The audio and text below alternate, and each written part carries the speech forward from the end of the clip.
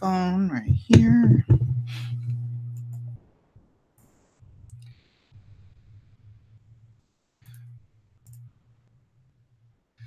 Then I gotta bring this back up. Almost there. I gotta get this on the crew Discord.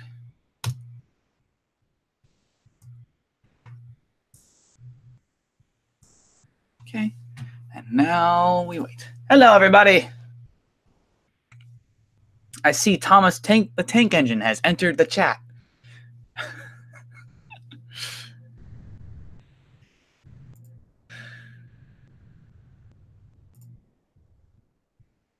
Let's see. Now I gotta start posting this We Are Live link all over the places. All right, Facebook and Twitter. Actually, Twitter might still have that YouTube system where it automatically posts when I'm live, or this channel's live. Or maybe they got rid of that. All right. We are live! Exclamation point. Smiley face.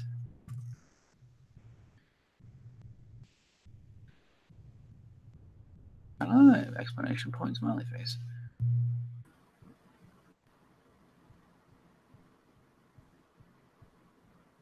Hey!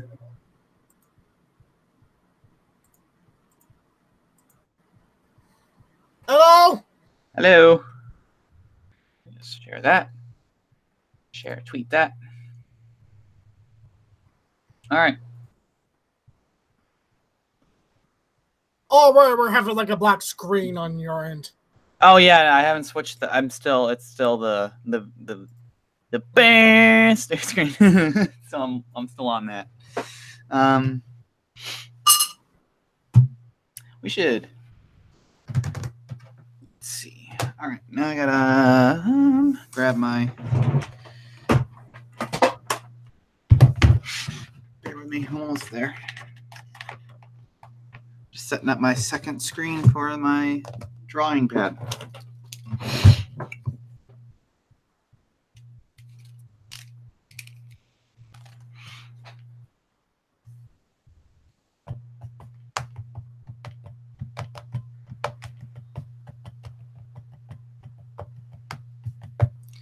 There we go.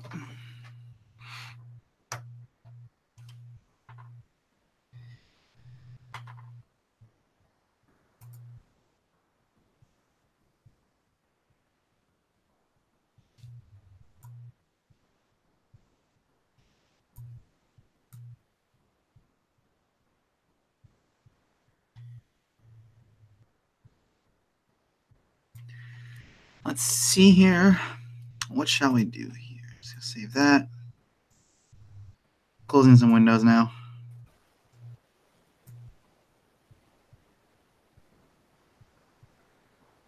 How you guys doing?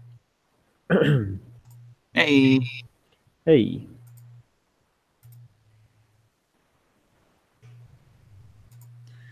Right now I'm just cleaning up my computer space so when I start loading things up, it's not so cluttered.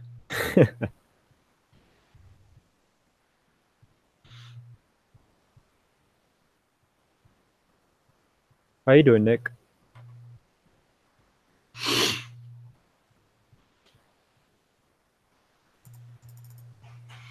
Nick. Ooh. Photoshop.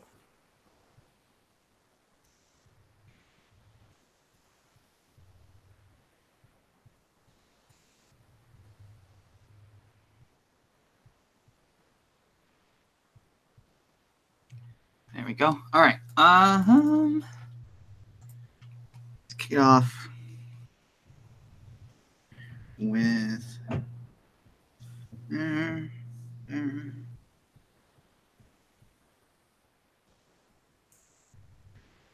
trying to think of what we can show and work on during this stream without being too spoilery.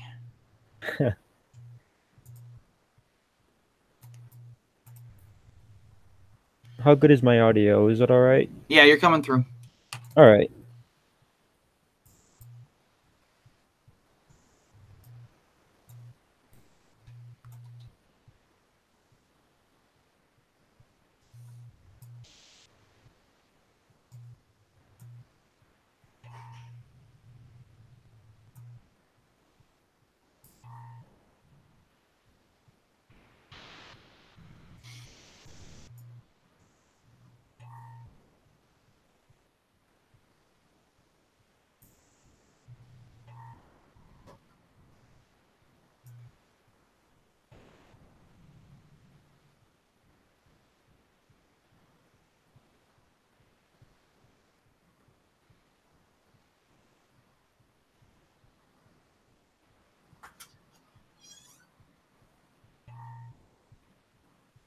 Okay. All right. Now I can screen share this. Well, maybe open up Photoshop first because that's a very messy desktop. And we don't need to see that. What I miss? Oh, I'm just about ready to start screen sharing something different than a black screen. Oh, right.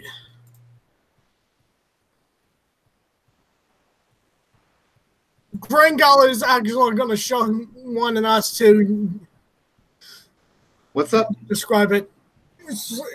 He's asking us, show us that sweet animation, my dude. Oh, animation stuff.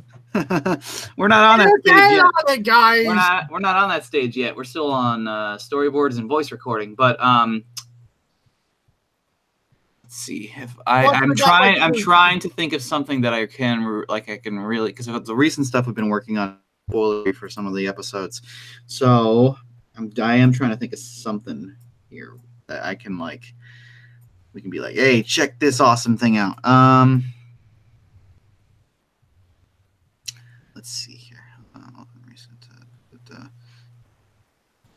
Okay, now I can screen share this.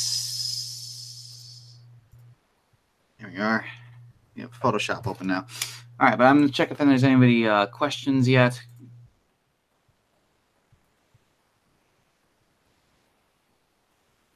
A lot of people want to see some animation. A lot of people want to see animation. Oh, no. Oh, no. We don't have a lot of animation to show yet. We just have storyboards and and voice recordings.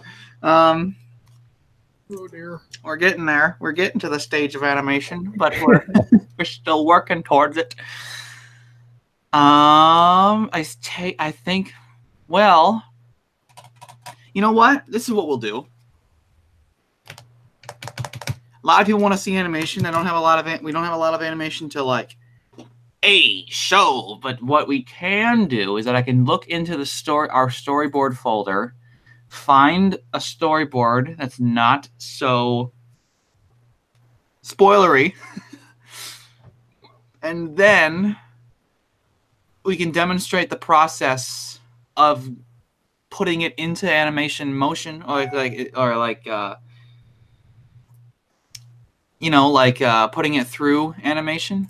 Here, let me see if I can find one that's not so spoilery.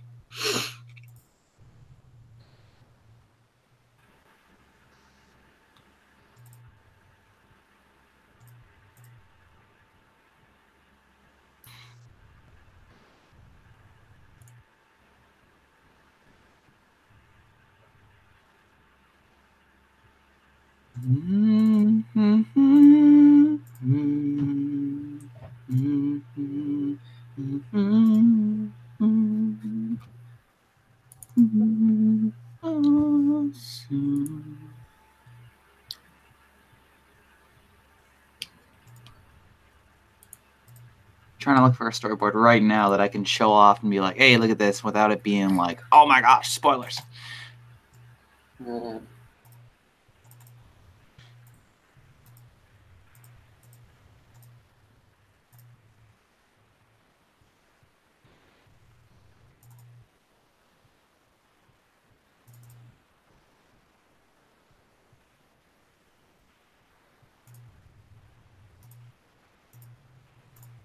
I hadn't heard about the Ghostbusters Transformers comic yet, Green Gollin. That sounds stupid and amazing at the same time. It sounds amazing. It's like one of those things where it's like, it sounds so stupid that it's amazing.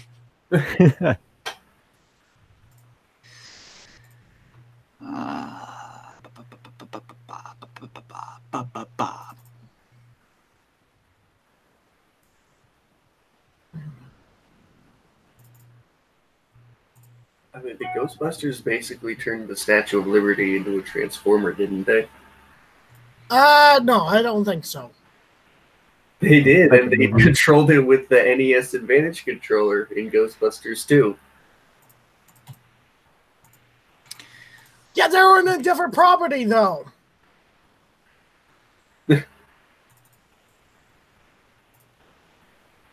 Well, it depends what the definition of transformer is. Nathan, will you be able to show them I'm really on the group chat?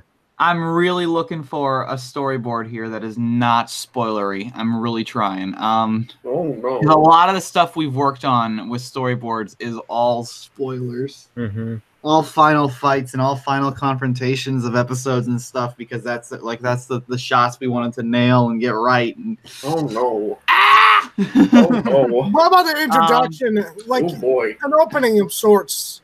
Maybe Like the one I posted on the group chat. No, like that. I gotta find one that's like, that's not really like. Hold on. There is something. I've just gotta find it.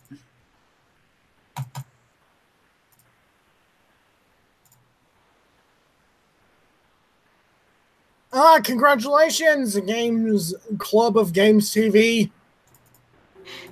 Well done. Oh, nice. 3 of MLaaTR. Man. Josh or Eric? Yeah, well, I'm about to play that.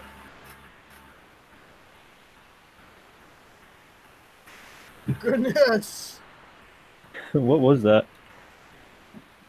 Just some static or something. I didn't hear nothing.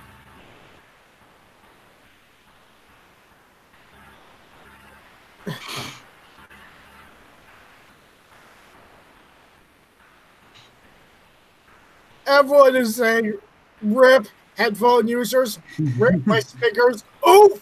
Oh god! Now I'm paranoid that it came from me because I'm the only one who didn't hear it. Apparently. I think it was just like a fan or something that turned on. Even if I got fans turned on, it doesn't make that type of loud noise. All right.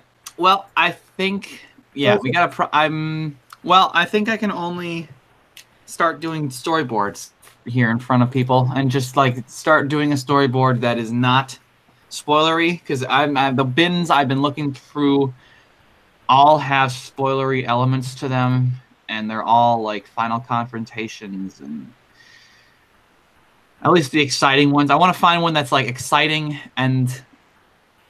but at the same time not spoilery, which I mean I guess is a little difficult, but What about the second link in the group chat? Will that work or no? The second one.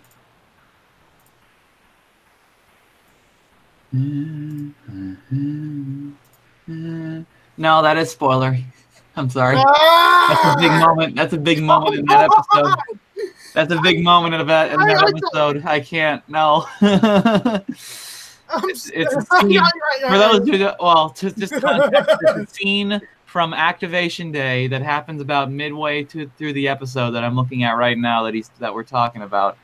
Oh dear, I didn't know it was spoilery. That one's unfortunately a little bit of a spoiler.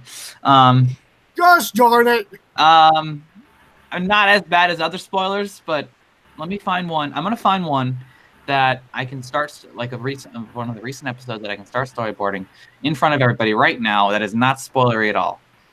Okay, I'm gonna do that right now. I think the best way to look is, how about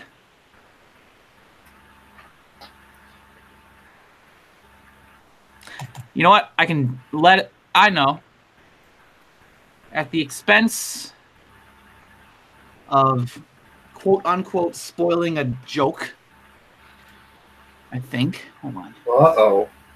I mean, I guess a joke from one of the episodes. I think. Is it? What joke? Here we go. I can start storyboarding a scene 1 of this one episode because it hasn't been done yet, and it's not so spoilery.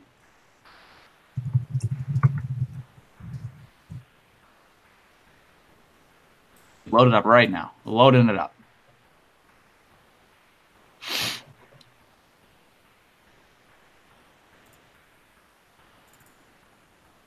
I'm curious to know which one.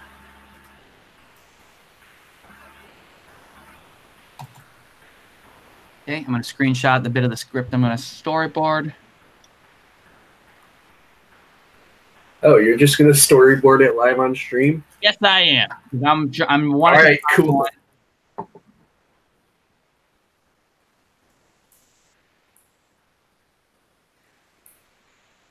Okay.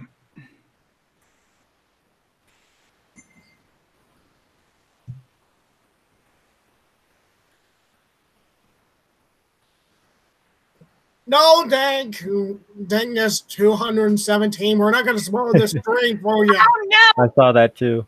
I checked the final draft and someone else was doing the storyboard that I was thinking of. Oh no! Okay, let me find a different version. Straight no spoiler. No, we can't. No, we can't. All right. Anyway. No, we can't. It's under It's wraps. easy. It's okay. It's okay. But like Kingdom Hearts 3 we under didn't wraps. spoil anything. We didn't spoil anything. It's just I'm trying to find a bit of an episode that I can storyboard on stream that is not spoilery and is not being done by someone else right now. That's what's hard right now. And I'm specifically trying to look for. I mean, we haven't talked about why these 3 episodes are important, but I'm trying to look for one specifically from one of our 3 important episodes.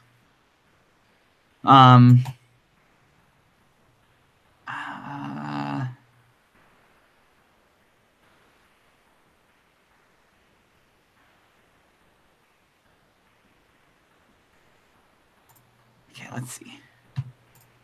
It's gotta be exciting too. Oh yeah, you're Steep Lord from the Discord server.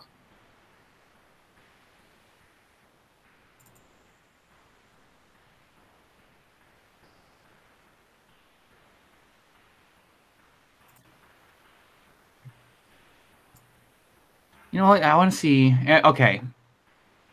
All the ones that I'm thinking of are. I want to see if maybe we can do an introduction of a might have revealed before. I'm scanning through a bunch of scripts right now. Oh no! Oh dear. I'm still looking, guys. I'm gonna get there. Why not show them the one that you're working on in Activation Day? I guess I could. I converted that to Storyboard Pro, didn't I? Yes, I did. Let me see. That one's not too bad, and that one's kind of exciting. And we've shown it before, but I mean, I guess we can.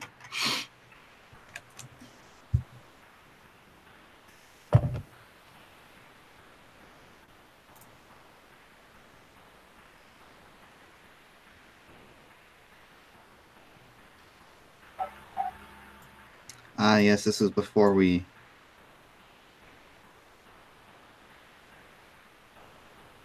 Go dark.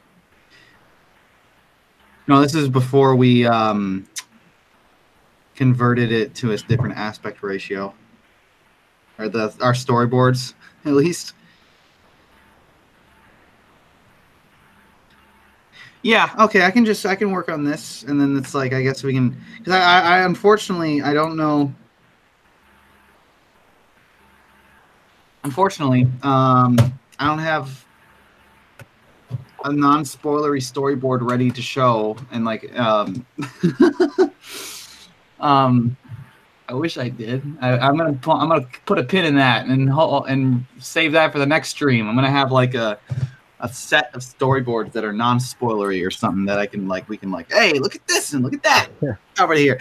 I'm gonna put a pin in that. All right. Yeah, I'll screen sharing this now. I'll start working on this storyboard during the stream. Aha! It's already been worked on for a while. Now I'm going to load up the dialogue so I know what to write. I'll search, edit, find, replace.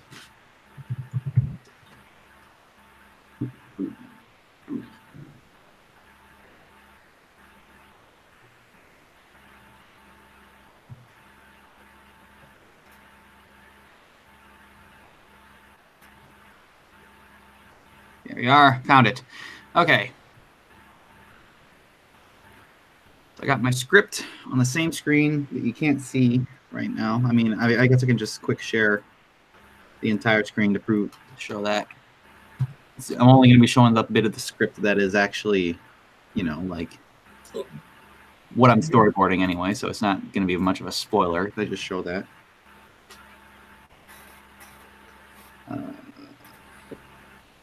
Yeah, I'm just checking. I'm just double checking if nothing. Okay. See, we got, this is how I usually do it. Script on the side, storyboard stuff in the middle. But I'm going to just storyboard. I'm just going to share the storyboard stuff because that's going to be all where the interesting stuff happens. So I have my stuff on the side, and I believe the last point I'm left off is this where she says hello, and then this is, I believe this is Dr. Noreen Wakeman. And then, or should I say CR, should I say CR452? All right. And now this part is going to be Wakeman. By the way, ask away any questions you got on the stuff. I'll be periodically checking the comments and the chat. So if you got any questions, ask away while I start boarding again.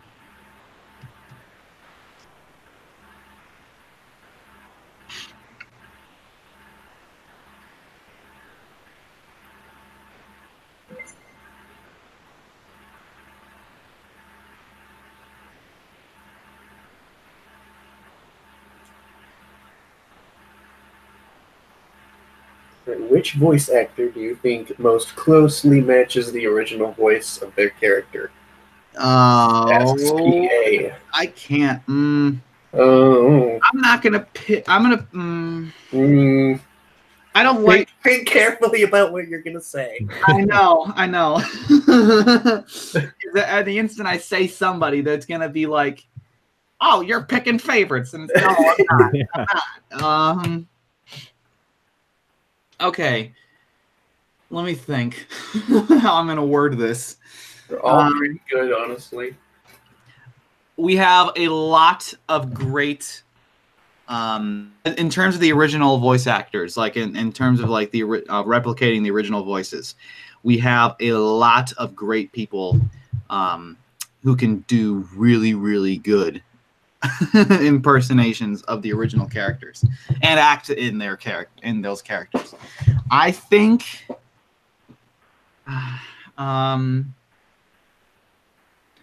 even though I'm gonna say I'm gonna say two names that come to mind right now, but that is not representative of everyone I think is impressive. There are definitely, I'm more than impressed than everyone there on the crew. I'm just like the two that come to mind right now that like shocked me how close they were when I first heard them. And again, that's not saying that the others are not shocking. It's just the two that come to mind at this very moment. If I sat here and thought for a very long time, I could come up with a longer list. But the two that come to mind right now is the voice actress we have for Jenny and Eric. Really good. Yeah, and the Eric. Really good. And Eric's Brad is pretty good too. Oh, shucks. Those are the two that come to mind right now without me like in-depth thinking about it. And if we said the actress's name, we're gonna get in trouble. Yeah, I can't say her now. name just yet because I gotta like I gotta do that tonight. Actually, I gotta send out that form. But anyway, yeah, that survey for us too. Yeah. Anyway, so we have here. Well, that just makes it look like a coup in some aspects. Oh, because Sharpie and like right now we're keeping her in the shadows. Like, ooh, spooky.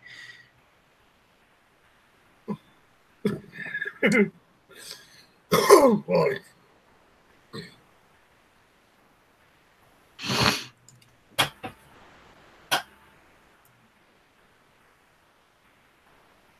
Okay, let's see. I'm just going back here. Wakeman on the left side of the screen. It's on the right. Drops it. Cool shot, but I think that technically breaks the 180 rule there. Let's see, like left side. Oh, right side. Maybe if I... What happens if I flipped... I'm going to flip this image. Did you guys know that the Alien Encounter ride at Disney was supposed to have the xenomorph from Alien in it? Yes. Oh, dear. Green Gull. That was probably a bad idea on their part. It looked creepy. I like the Stitch one, but now that the Stitch attraction is down... Oh, but I can't because in this frame... Yeah, I went on it when it was the Stitch thing, and then I found the picture of the Stitch robot all stripped, and I was like, oh, guess I found my new profile picture. Which it shows. Okay, well, if we did that, we flipped around... Because now we're doing... This is like Ozu going back and forth in the 180 perspective on purpose to be like a little more creepy. But now we can go to... Then we establish again that she's on the right side of the screen here. And Nora... that one's on the... Can I flip this image? And maybe just swap the arm? Although, but the arm is on the right. Ah! All right, I guess it technically breaks the 180 rule, but it just, like, it looks nice. Wait, what? Show it again. All right, the 180 rule is when you have an imaginary line between two characters. Yeah, I know. Oh, yeah. But, like, see, like, look. Here we got 180 breaks on purpose because Vexus is being creepy and it disorients the viewer.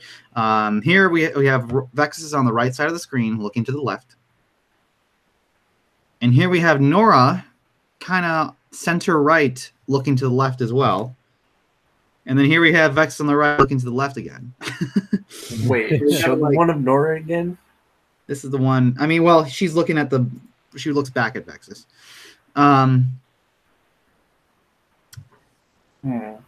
So I'm trying to think. It's like this shot completely relies on that arm being above Nora, and like it's a cool shot, and I don't want to get rid of it.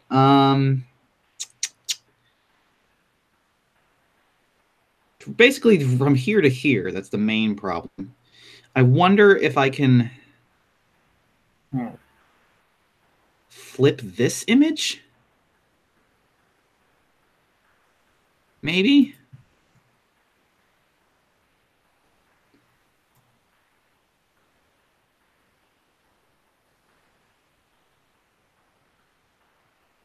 Would that be disorienting?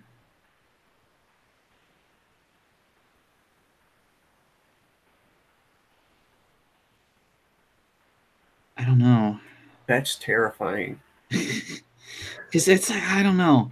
Because it's established early on that she's on the right side, and then I guess no, that's even a worse. That's even worse of a flip, to be honest. Nathan, is Noah one of our storyboard artists? He's in the chat, I think. Noah, the cartoon guy. I don't recognize the name. Maybe it's like the email. Hold on. I don't recognize the name immediately. Let me check my email stuff and see if I got anybody from a guy named Noah.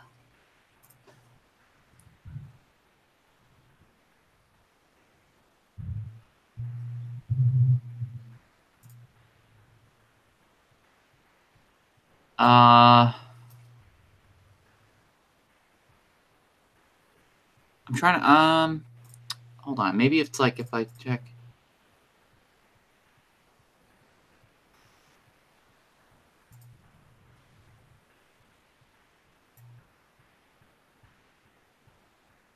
Maybe my That is in the Discord.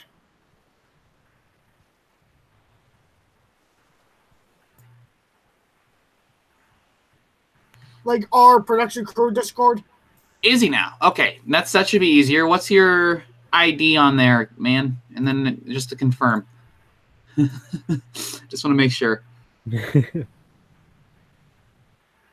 What's the secret password? If he is, he's asking us he has nothing to show but a couple of freelance sketches. But no, yeah, no. Like, what's he- if you're in the would he need to ask to someone for seeing that he can storyboard?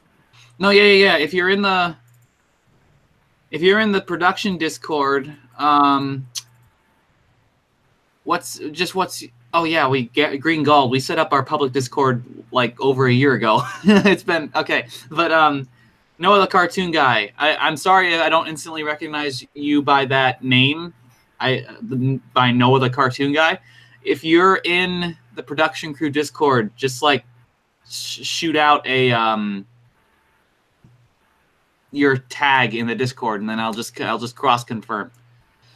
Will Tear Gas's 1, 2, 3, 4 comic be part of the reboot? No, it's independent. Independent. It's independent. Yeah. Sorry about that. Yeah. My comic is very much different with the reboot, story-wise, art, stuff, like concept art, everything. There's going to be no similarities whatsoever. Maybe a few.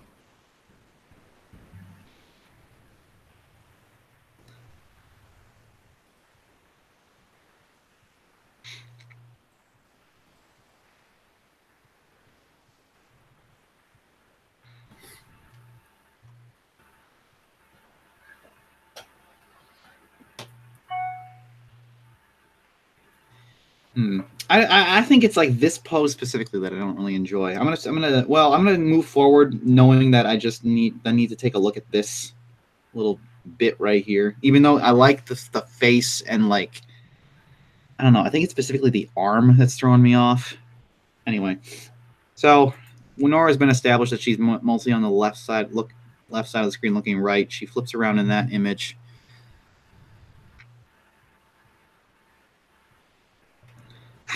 It's right here. It is right here that like throws me off. I think, to be honest, I think it does need to be flipped.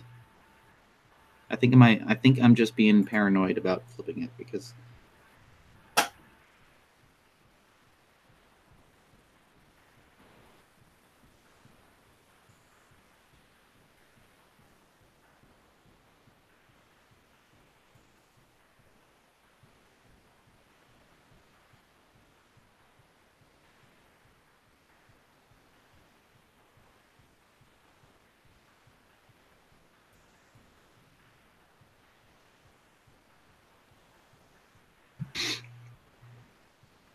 not like we establish it that she's on the left side looking to the right, but then she turns around, so the audience sees that happen, and then we have a bunch of these shots where it's like 180 flips on purpose. But then Vexus is on the right hand side of the screen.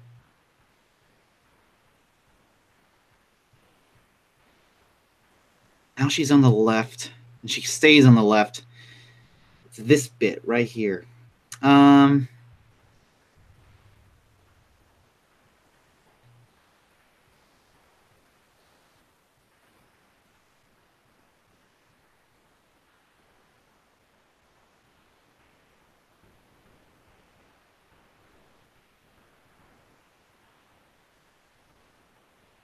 flip this image to maintain. Maybe if I.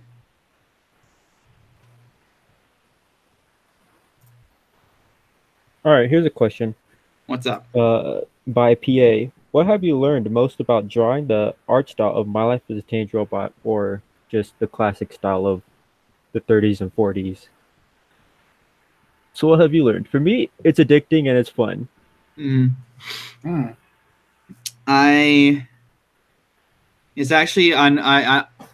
It's actually eaten up the majority of my art style, to be honest. So I had an art style before me joining you guys, and in order for me to join you, I needed to learn the art style first, because it'd be proper.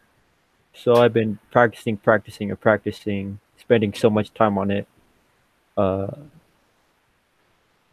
The classic style basically just destroyed the style that I was previously using. Now I'm forced to just draw the classic style all the time because that's all I use now. Just a fun little story. Yeah, I agree that it is like a fun style to work in. All right, this works better. I guess got one problem with it now, is that this is her left hand now, dropping it, and then that's clearly her right hand. But I think that's a simple change. I think that's a simple, because it works better now. Like, she's like, waha! And then bam, bam, scariness. And then, she's still on the left. Good. Brings it out, drops it. And then we can just...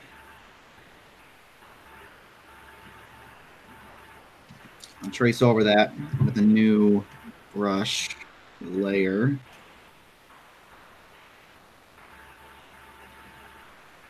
What am I doing? Make it red so I can actually see what I'm doing here.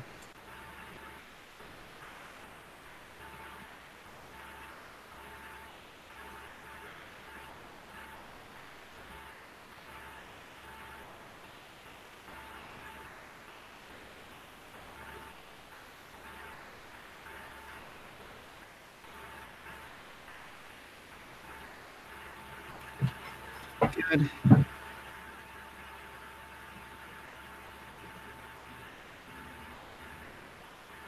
All right, out of Jenny's sisters, which one is your favorite? XJ8. S. Jenny Wakeman. One. I think how Terminator-like XJ8 is hilarious. Yeah. But that's just me. I'm gonna go with XJ5, but XJ8 is a close second. Wait, no, XJ6. XJ6 is cool. Yeah.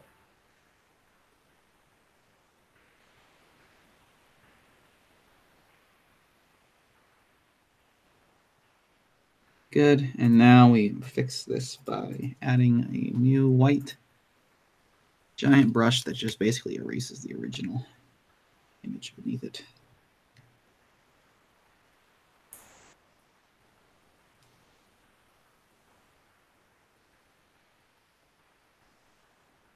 There we go. Oh, there we go. Now her arm.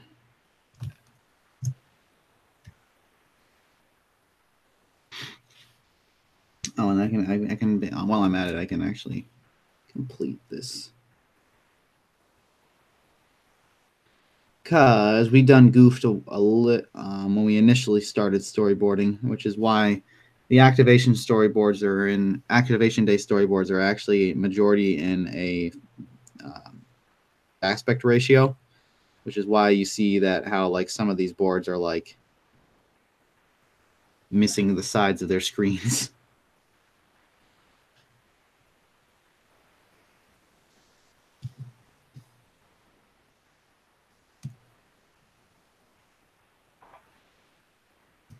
Copy, paste. All right, so now her arm is on the left side of the screen. All right, question from Green Gold. Who is your favorite combiner or combiner piece from any franchise, such as Power Rangers to Transformers? That is a weird question. So, like, your favorite That is not a production. combining robot Like the franchise? Combaticons.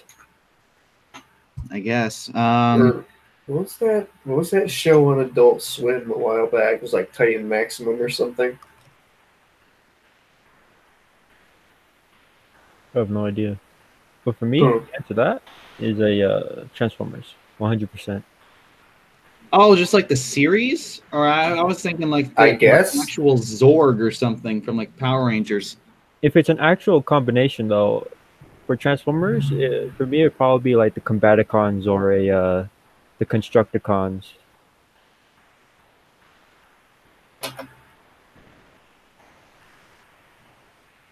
I don't know. I don't know how to answer that. I guess if we're talking about favorite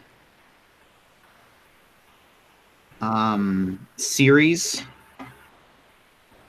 I would say, well, growing up, I grew up with Power Rangers Dino Thunder. If we're talking about like favorite series overall, I would say Transformers Prime. I saw that when I was in like, I saw that as it was releasing. Actually, I was like, oh man, I did a goof. I didn't get into Prime yet. I only stuck with the original G1. You should check it out. I definitely do not recommend Googling Transformers Prime because there is spoilers instantly, like in the like the first images you'll find of it. Oh, really? If you want to check it out, you got to go on Netflix. They have the whole series on Watch It Now. I know this. Soundwave is a girl now in that series. No, which is a pretty cool take on it, right? Is he? Nope. No, no, he's silent. That's what they changed up with him. Instead of he's like and he's not silent by force. He is silent by choice. He has taken a vow of silence in the name of Megatron. Way he communicates is that he records people's dialogue and then plays it back in his own way, which I thought was really cool. that is pretty cool. Yeah. But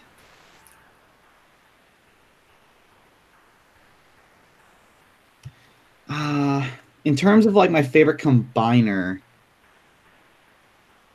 it didn't really have combiners in that Transformers Prime, but they did in the Power Rangers Dino Thunder. And in that case, I think my favorite one growing up was the Dimetrodon Zorg. That was kind of cool. He had a buzzsaw for his sail. That's another show I haven't seen yet. It's just all of Power Rangers. Yeah, I mean, granted, it's mostly like it's really stupid. Power Rangers. Is it like a silly show? Yeah, it's campy as hell. I think that's the charm, though. You know, you don't watch it for a serious cartoon. You'll watch it because there's a bunch of people doing flips and tricks, and there's like these over-the-top monsters and villains that go like, "Yeah, I'm gonna defeat the Power Rangers!" Nice. I'm very certain that it's campy and over the top on purpose. Like that's part of the charm. Especially when they go, because you know, like Power Rangers is like it's imported, like the footage and stuff. It's from a different Japanese show. It was like something. Can't remember what the original show was called what it's called in Japan, but of course when they imported it, they changed up the name so it like to fit the American audience or something. But in Japan, they do all the fight scenes in Japan. Like they film all the monsters and the suits and the flipping and stuff, and then when they import it, the American studio does the live action American stuff, which makes it, and then that makes it Power Rangers. In Japan, they don't have Power Rangers. They have that just uses the same action footage. But point is, during that action footage, because of this differences, the American version dubs over what Japan does. So you'll literally see people. This is what I mean by I think it can't be on purpose. They literally like bob their heads and do all these giant over-the-top motions for just talking. Obviously, the nice flips and tricks and stuff during the fights and such, but like I'm talking about like when they're just talking, they will like sporadically move their arms around in these giant gestures. Jeez. And then they will like do the weird head bobbing thing where they say one word, but this saying this one word moves their entire head forward instead of just moving their lips like normal. So it's fun and campy with that. All right, just get these. There we go. I just wanted to get that.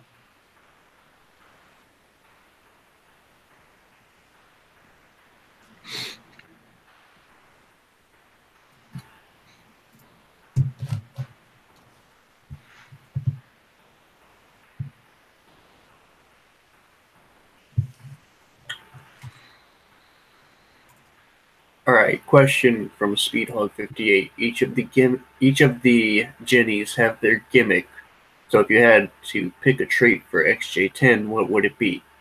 Oh my goodness.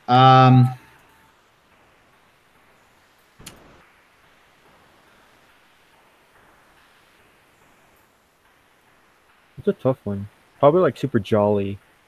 Yeah, like way more charismatic than Jenny. Maybe. Except no one likes her because she's not Jenny. Yeah, I don't want to go. If we were to do, well, I say we, but I guess it's more so asking like personal tastes.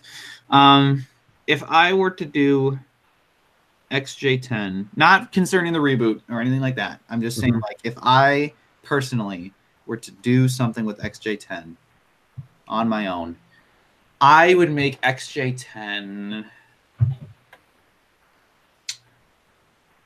See, like I really hate it when in cartoons and stuff they have a new team member, and this new team member has a trope where it's like, oh, this person is so powerful and so amazing.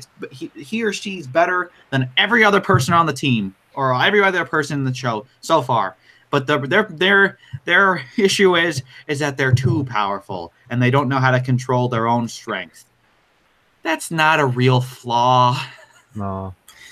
That's not something that's like a character-driven flaw that they're trying to overcome. It's like not knowing your own strength is a legit like problem that they can overcome. Like it's a training problem, but that's not like an emotional problem that is gonna be like an issue for them down the line, controlling their own strength. What I would make XJ10, obviously she just by definition of the XJ line, each sister is more powerful than the last. XJ9 is the most powerful out of the whole sister lineup, even more powerful than XJ10. I mean XJ8, I should say. So XJ10, following that pattern, has to be more powerful than XJ9. So in order to do that, I would make XJ10. I was still more powerful than Jenny, but I would make it so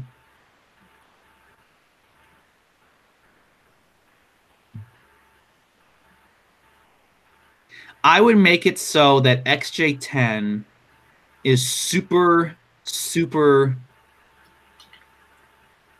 emotional and on a, like she can get aggressive on a dime. And she would honestly, I would set her up more as like as a villain. That she was like, I would make it so, to be honest, I'd make it like, I'd take inspiration from that recent Dragon Ball movie with Broly. Broly's supposed to be like this ultra powerful Saiyan that like is more powerful than Goku, is more powerful than Vegeta, but he gets emotional and aggressive and out of touch with reality really easy. And that's his struggle. He honestly, even though he's that powerful, he's honestly kind of a half pacifist, because when he gets emotional and stuff, he instantly goes haywire and starts beating people up. But in the long term, if he's like calm and like he honestly doesn't want to fight, I would honestly transfer some of that stuff to XJ10. I would say I would try and make it so like XJ10 is a crime-fighting superhero robot who honestly does not want to fight people, but is super emotional and can get over-aggressive and lash out at people. because then you have a struggle for this character. So like, Yeah. and it's not just like I'm so powerful and I just want to help people, but I don't know my own strength. That's not a character. That's someone dealing with a minor inconvenience. But if you have who does not want to fight and just wants to relax and does not want to, is built to save the day but doesn't want to save the day and doesn't want to fight people and stuff and is more so a pacifist but is constantly dealing with over emotional stress or something that forces them to be aggressive and attack people and stuff. Then again set it up more like a villain. Then you got a more of a character that you can play with. That's just me thinking it over, though. I'm not saying we're going to do that for Reboot or anything like that.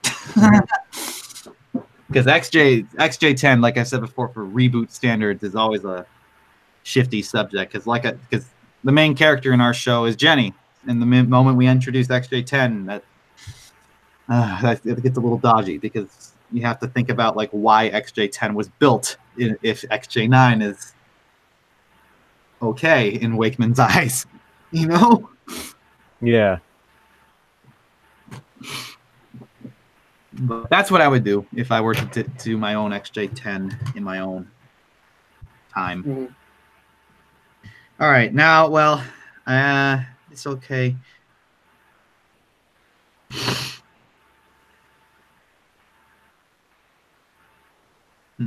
Okay, so this definitely works better in terms of flipping the cameras and such, because we are constantly now on the right side of Vexus. Like here, she's on the right side, or we're on her right side. We're on her right side. Still on her right side. Still on her right side. Still on her right side.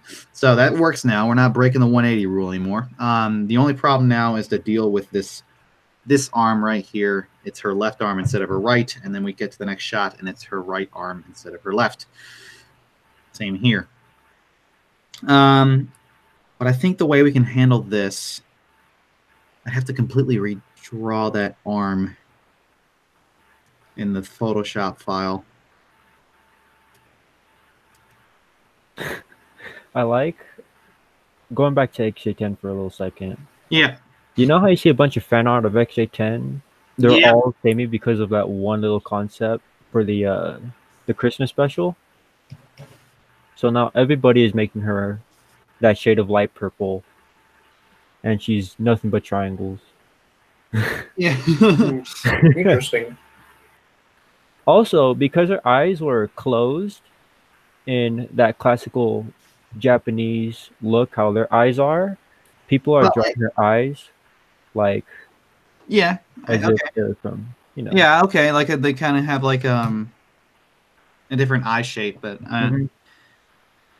it's just one of those things where it's like it's a touchy subject because the main controversy with XJ10 for me is if you introduce XJ10, you are indirectly saying that Wakeman thinks Jenny is inferior.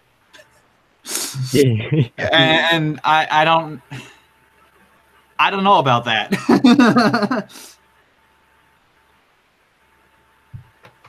I don't know about that. I don't know about introducing the idea that Wakeman thinks Jenny's inferior by introducing XJ10. All right, I think I'm going to stop worrying about this shot and just move on because I've been dealing with the 180 problem. Okay, so I think we're going to have Wakeman here. Ooh, too thick of a brush.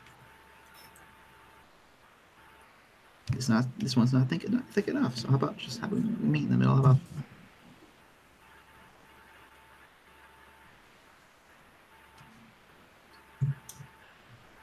Okay.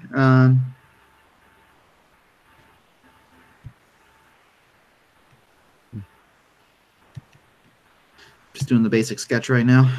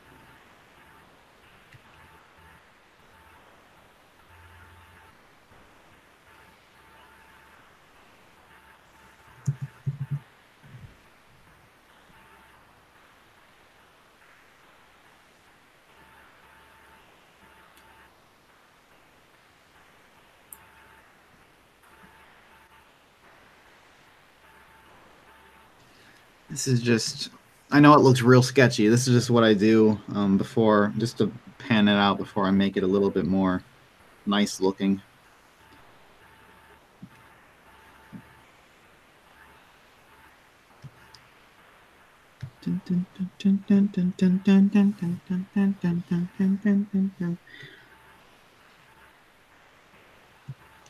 Made her this eye a little bit shorter than it was supposed to be.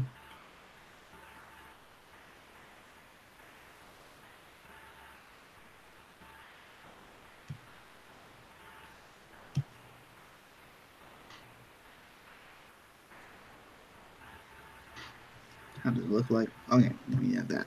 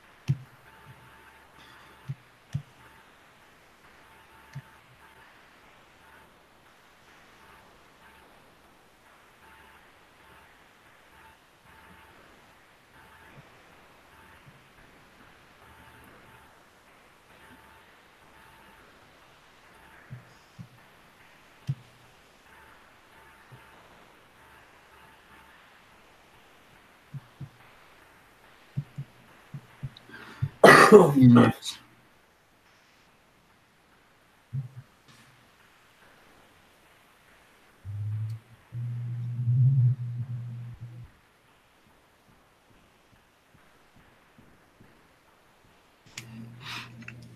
A lot of people are asking about the idea of XJ10.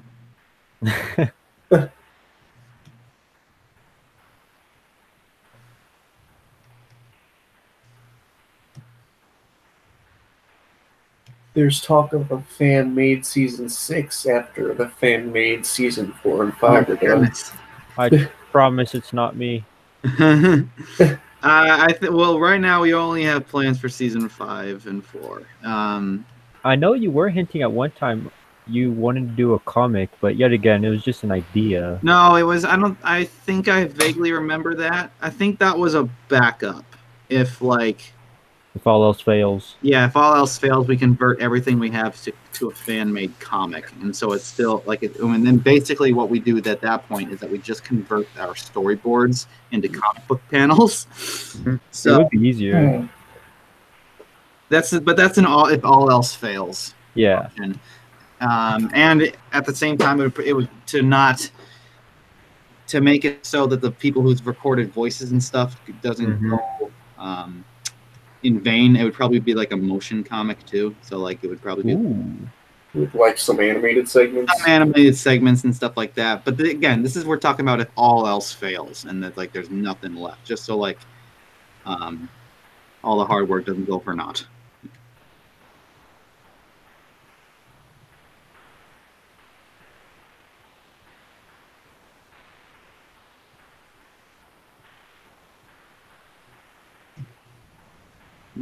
Like angry. He's like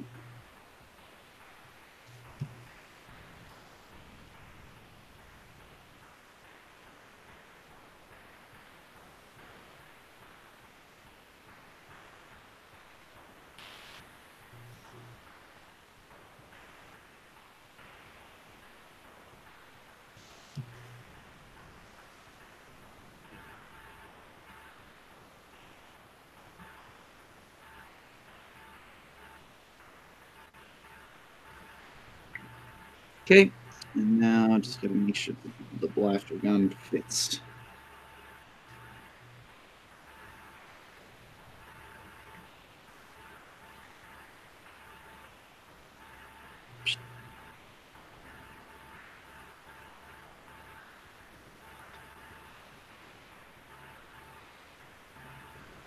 Oh, Nathan, do you know about that one character that was taken off the show because of Danny Phantom? What was it called?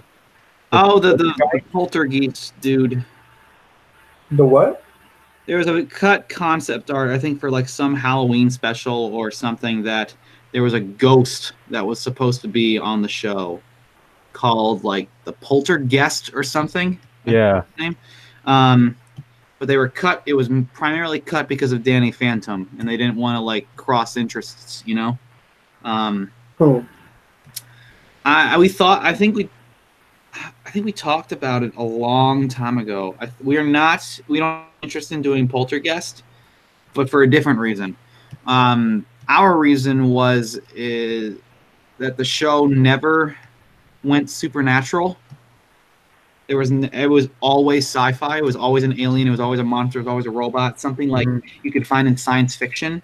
By introducing a ghost, all of a sudden you introduce the aspect of supernatural, and that is something that the original show did not have. You would have to reserve anything supernatural for like a special or something, and we got no plans for having the Poltergeist.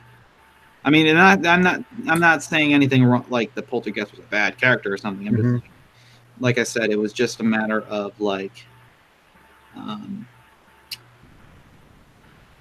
making sure that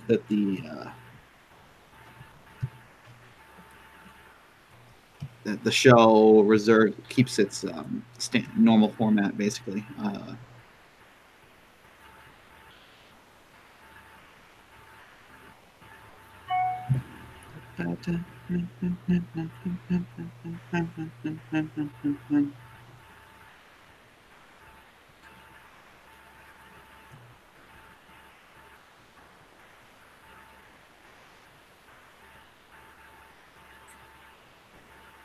Okay. You gotta be pixel perfect when you draw. I know. I'm just making sure the gun looks the same in every frame, and I'm just making sure. This is my rough sketch, just so I can get the pose down and stuff. But before I can go like nice and detailed.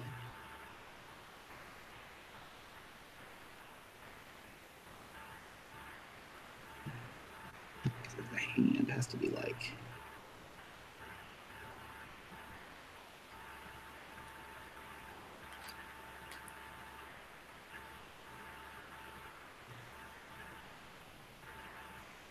Ugh. There we go.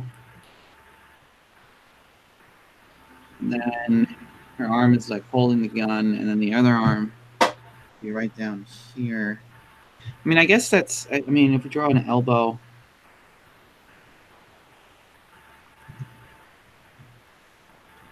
Yeah, that works. We can just draw a little hint of an elbow down there. And then this is the bit where this is where I want her to. This is the pose I want. And I want her to start here. Duplicate the panel. And in this shot,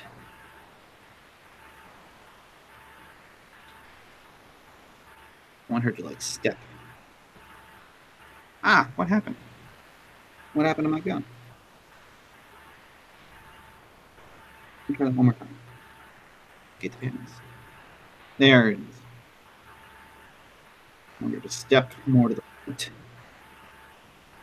And I want her to say, or as she's doing it,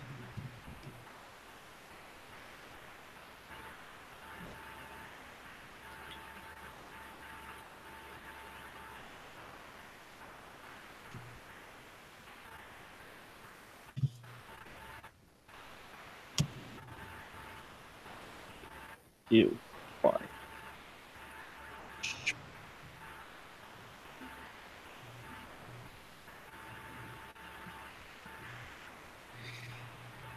okay. Should I say blah blah blah blah? So you must be Queen Vexus.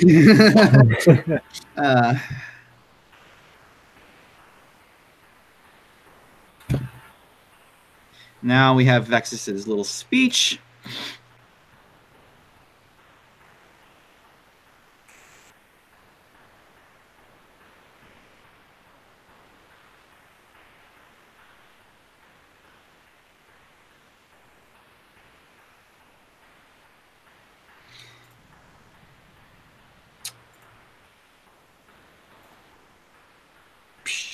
Okay. This next shot, it was quite kind of you to invite us to your little dirt pile. It remains unanswered how you life forms leave your genetic cells on everything you touch, but it leaves a good trail. We've been in need of additional slaves for quite some time, especially ones with such primitive customs. All right. So that means she's pointing out that she traced awakening here because that little satellite. New scene.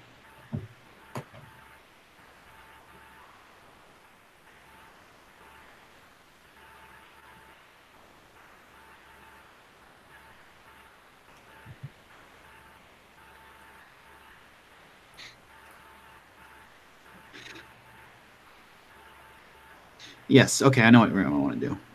I want to have like a shot, just a little quick sketch of Vex's head. Still on the left side.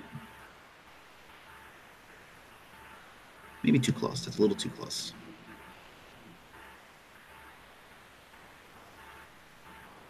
I want to give room for an arm.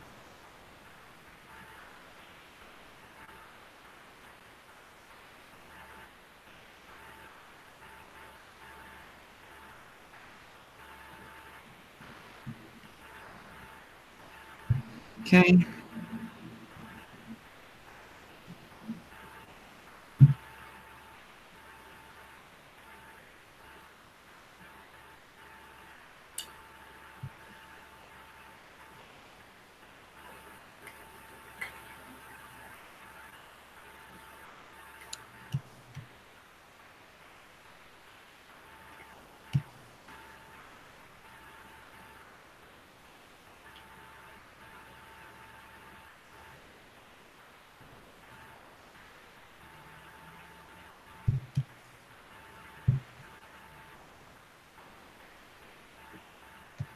Just a quick little sketch.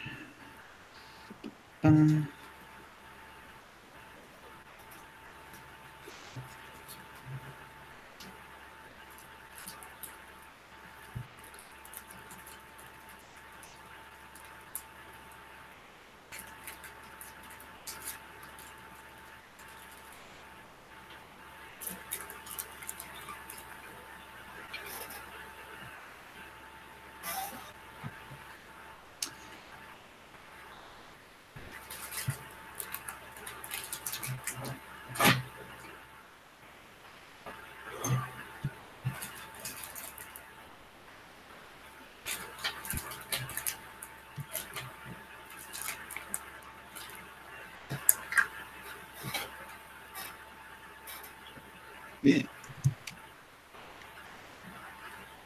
The brightness of my eyes a little too small.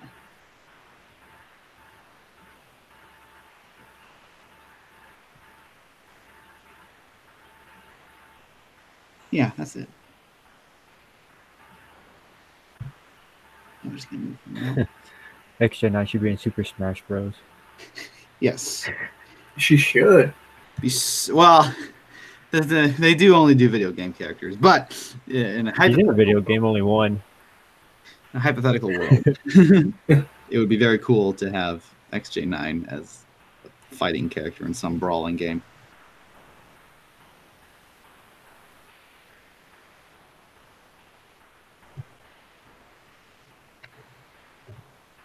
Like kind of a sly little smile.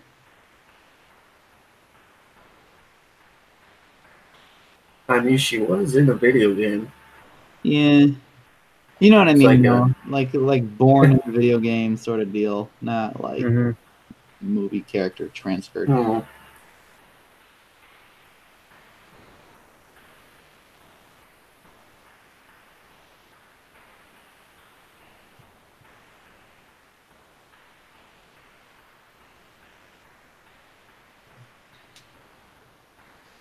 All right, and then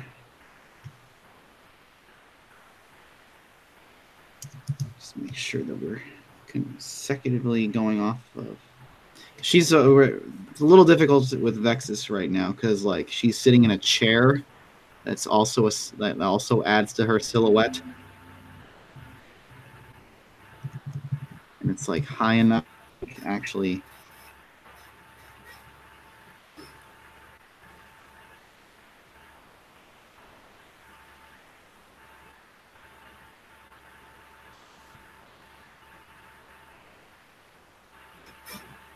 Oh, I forgot to add.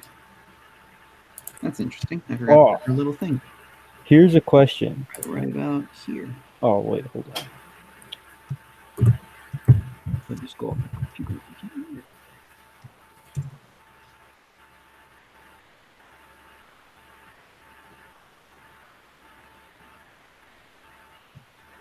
Where?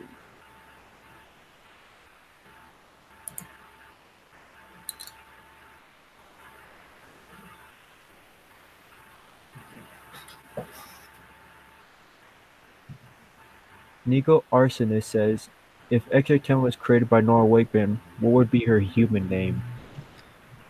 June. Yeah, I don't know. We have yet to like we talked about that, but we honestly decided that we had to, if we were to do it, we'd have to leave it up to the fan base. We talked about giving names to the XJ sisters. Yeah. I remember that. But like I said, if we were to do that, we would have to give it up to the fan base and not take complete control over that. People are not talking about XJ Negative, the fan-made older brother. Oh, have you heard of him? Oh, he's a guy? Yes, he's a guy. I did not know that. So, Negative. Oh, he's awesome. It took me so long to get Mozilla to say yes for having me use them. All right, let's see. Negative. Oh, he's a boss.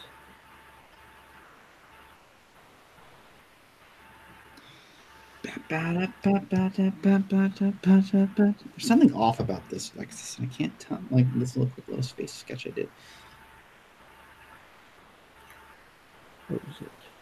I think her mouth isn't big enough. Give her more inquisitive expression.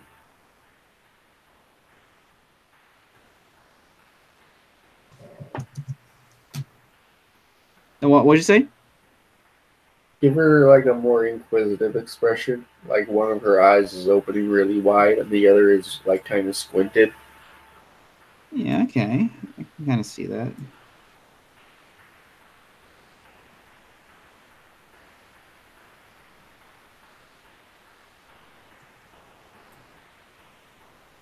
And start off like this, like it is how it is here.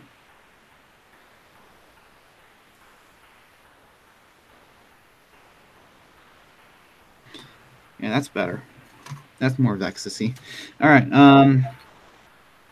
And then she's got this weird big old silhouette. I'm just going to do the outline right now.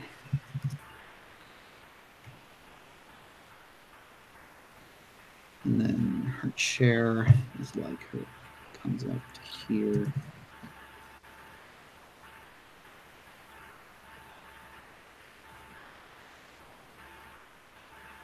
And then the chair itself has its own antenna that come up here. So it's all a big cluster area. And she's got her own carapace. And then the chair has a carapace. So it's like, that's the big...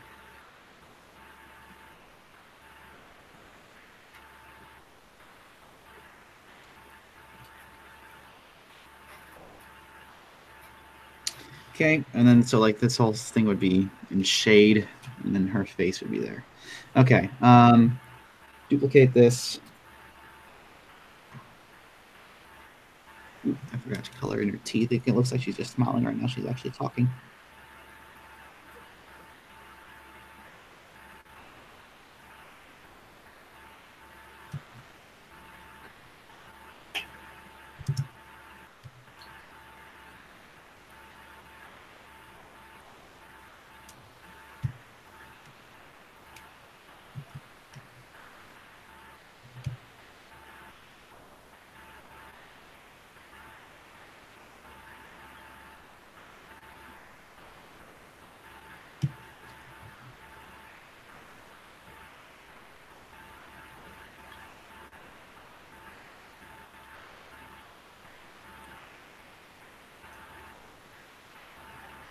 Don't worry, people, I have you covered. I'm dealing with the questions as well.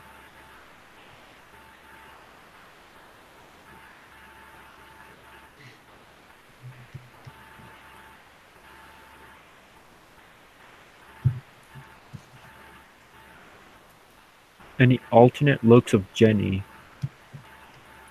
Alternate looks of Jenny. Throughout the main series, she does stay relatively the same figure and such, but like in certain situations, we do play with different outfits.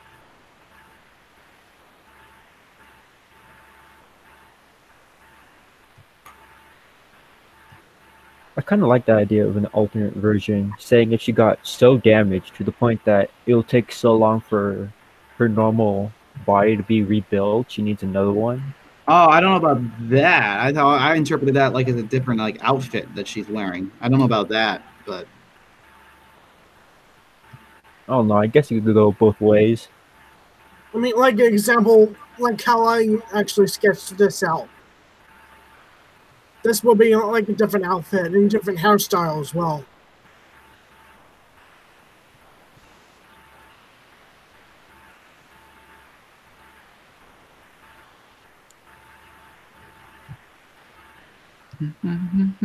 yeah.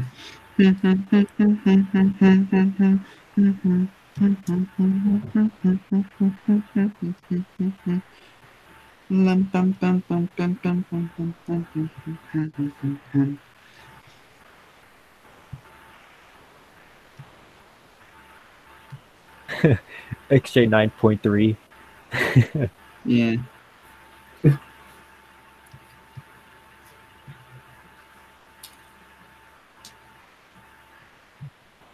No, I put it the other way. Like the near eye would be wider.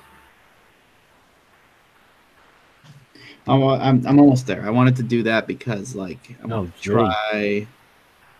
I want to try something here. I want to try common thing you do for this show. It's when you make this eye come up. So you can take this mouth and draw a different one. It's even more sly. Is it pushed itself all the way over here?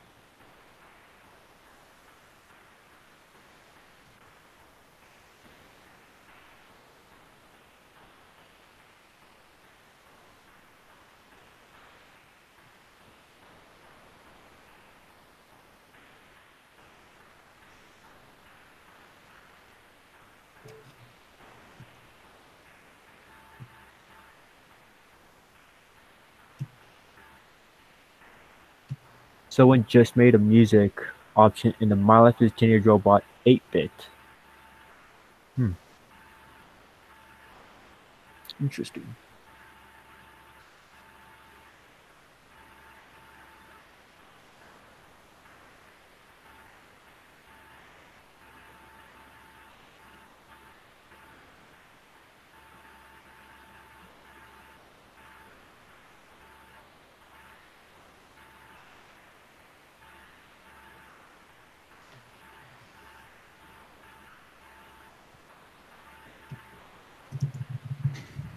The teeth too irregular there. Her teeth are more just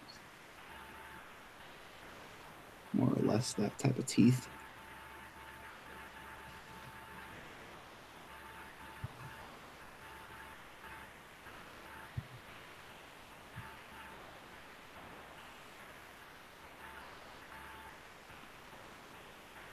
All right, what is Jenny's best weapon in your opinion? That's a tough one. Stretch your arm and extendo finger. That's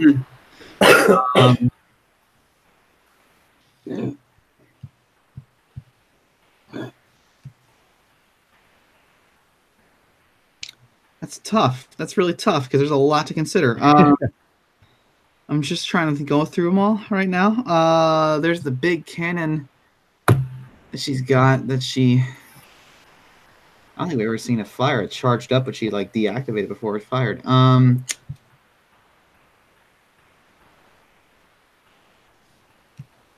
know, I'm just gonna go with her normal plasma guns, I guess, because she's. I mean, I guess that the reason why she uses them so much is that it's the one that she's most adapted to. So. Yo, what's going on here? I'm gonna go with the Shiva swords. Hey. Yo, I got let out a little early. What's going on? Just doing storyboards in the live stream. Shenanigans. Oh wait, the live stream going on? I thought it was next week. Nope. Nope. Oh dang! I know. Sorry, I'm a little late. Okay, I know I'm late because well, as you can see, I'm working at the Acme Corporation. Like the one from Looney Tunes? Now, actually, no. This is actually like this is actually a local brand. It's a local store chain. Yeah, but I kind of find it funny because Acme actually it's basically a grocery store. I work at the deli. Actually making some money, some good money. And to all those on the live stream, hello everyone. Apologize for being late. I actually now have a life, and now I'm making money. Yep. And actually, big news, I'm going to be, speaking of the money, and actually now raise some money to actually get tickets to go to Monster Mania. Yeah, because I've been dying to go to that place because Michael Myers himself, the original Michael Myers, is going to be there. To be completely honest, I kind of had some, like I said before, I had thoughts on the third Raggedy Android series, and I kind of wanted to, because there was these two directors I was thinking of talking with them about. Well, I mean, well, it's they're called they're known as the Soska sisters. They directed this film called American Mary, which basically it's about this girl about a girl who wants to become like a surgeon, but then she becomes part of this underground. Gets like an underground job as like doing extreme body makeovers. And they're doing this new film, actually, but it's basically a remake of a David Cronenberg film called Rabid.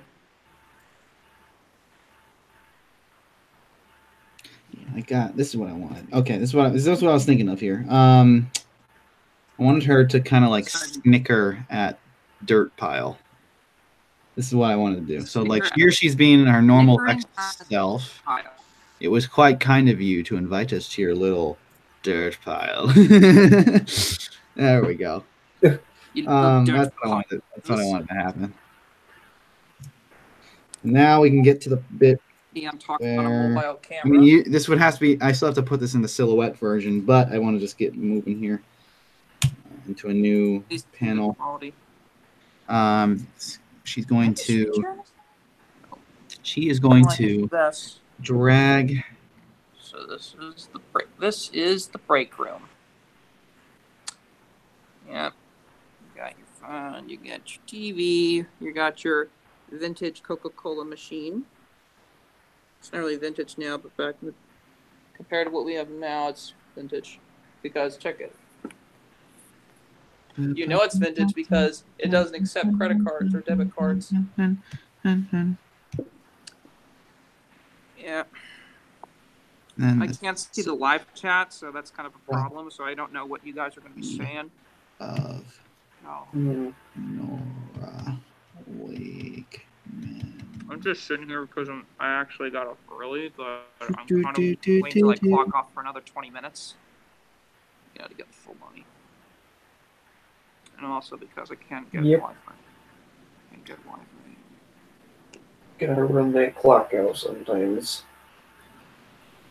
I want all my full money. I don't blame you though. I want all my full money. You understand that I need to get my money. Money's great, isn't it? And then I want all of my money. Duplicate panels. Hang on a sec. Maybe I can actually. Oh yeah, I can go through on YouTube and actually on my phone and see what you guys are saying.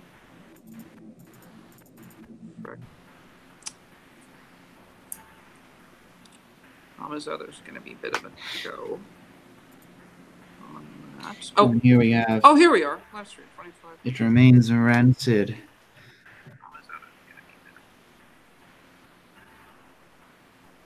All right. So this is gonna be like a claw coming down. So sponsored by Coke. Yeah. Sorry guys, I'm looking through your comments right now. Slapping. Okay. Okay.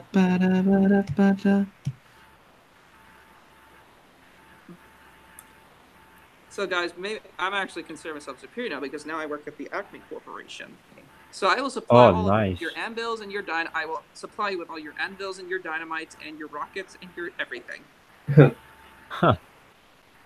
Plus, and coming soon, exoskins for the public.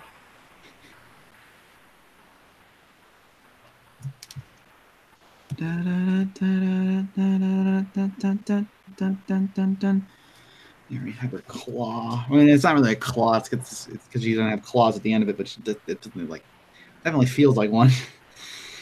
And then duplicate panels. Oop.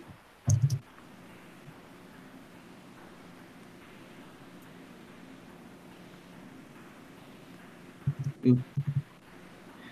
Yeah, I hate it. That's what I hate. I don't unfortunately get visited by a brown wily coyote. No, I do not.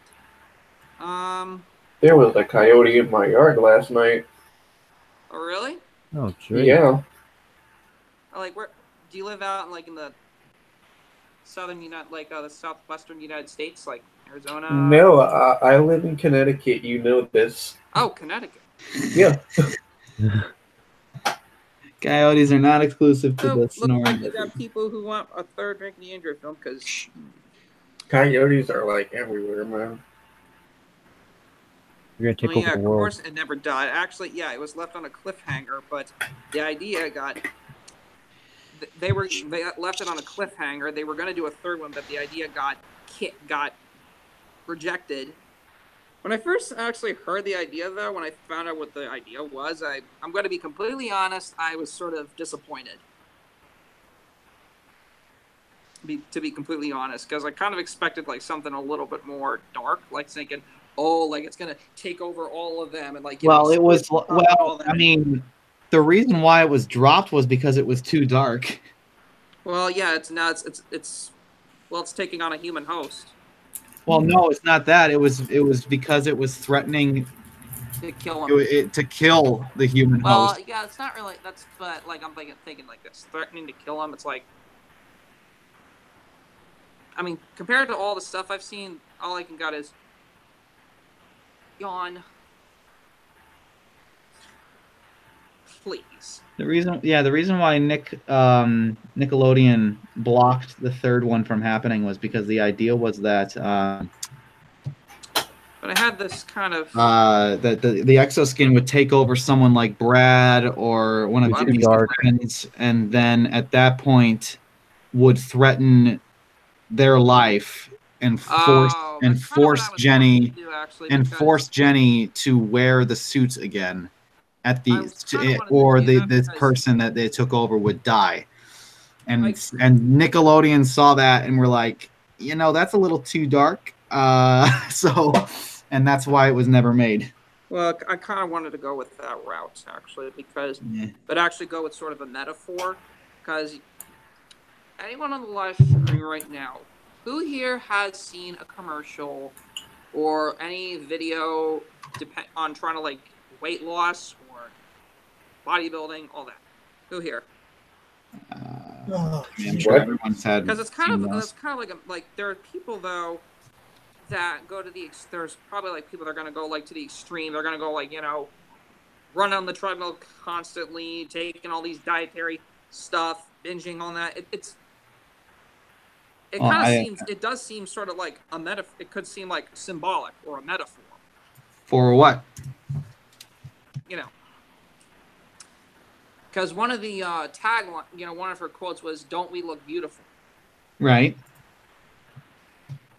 So, and how she's accepted into a crowd.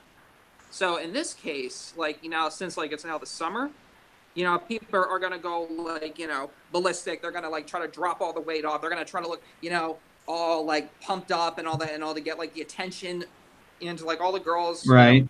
It's like that. Did you just say it's summer right now? Well, it's during the summer. It's during the summer. No, I get it. No, the story takes place during summer. Yep. Okay. And I kind of thinking that it's why don't we do something like that? And also, I took like I said this before, take inspiration from a Japanese film called Tetsuo, the Iron Man from Shinya Tsukamoto. I mean, come on, Nathan. I think you should probably see that movie. I mean, it's a Japanese. I mean, I know. Of all the Japanese films, I recommend Tetsuo to you. You should watch it. It's like it's short. It's like 65 minutes. It's really short. No, not Iron Man. Tetsuo, the Iron Man. Actually, the word Tetsuo translates to Iron Man. So. At least Pyro here has seen it with me.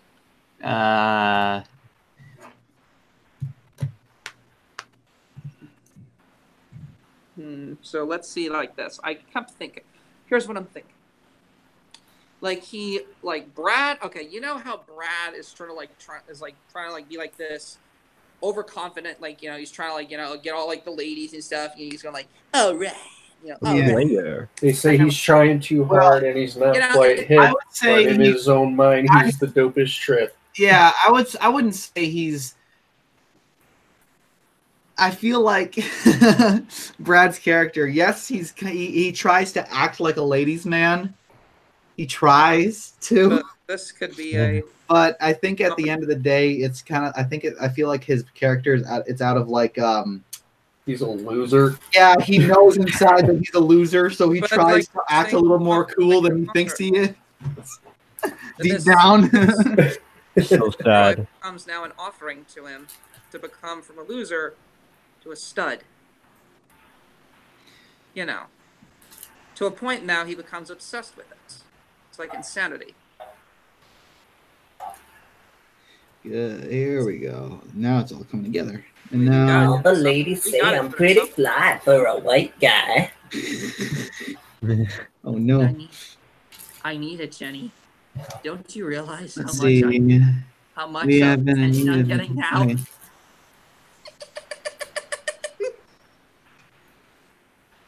And now just use this whole pose and just move the eyes.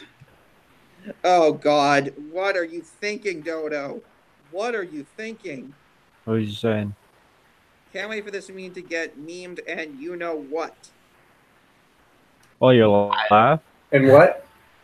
No, I don't know Brad what. XJ0. Brad is confident. Confident! No, and you know what. I'm going to ZONED. Oh. Dodo, you. But on the topic of Raggedy Android 3.0, I mean, it's definitely a topic we have to cover in Season 5 because it was one of those unresolved plots, and we don't have any plans for it in Season 5. I just don't know what I'm going to do with what we want to do with it yet because we haven't yet to discuss anything like that.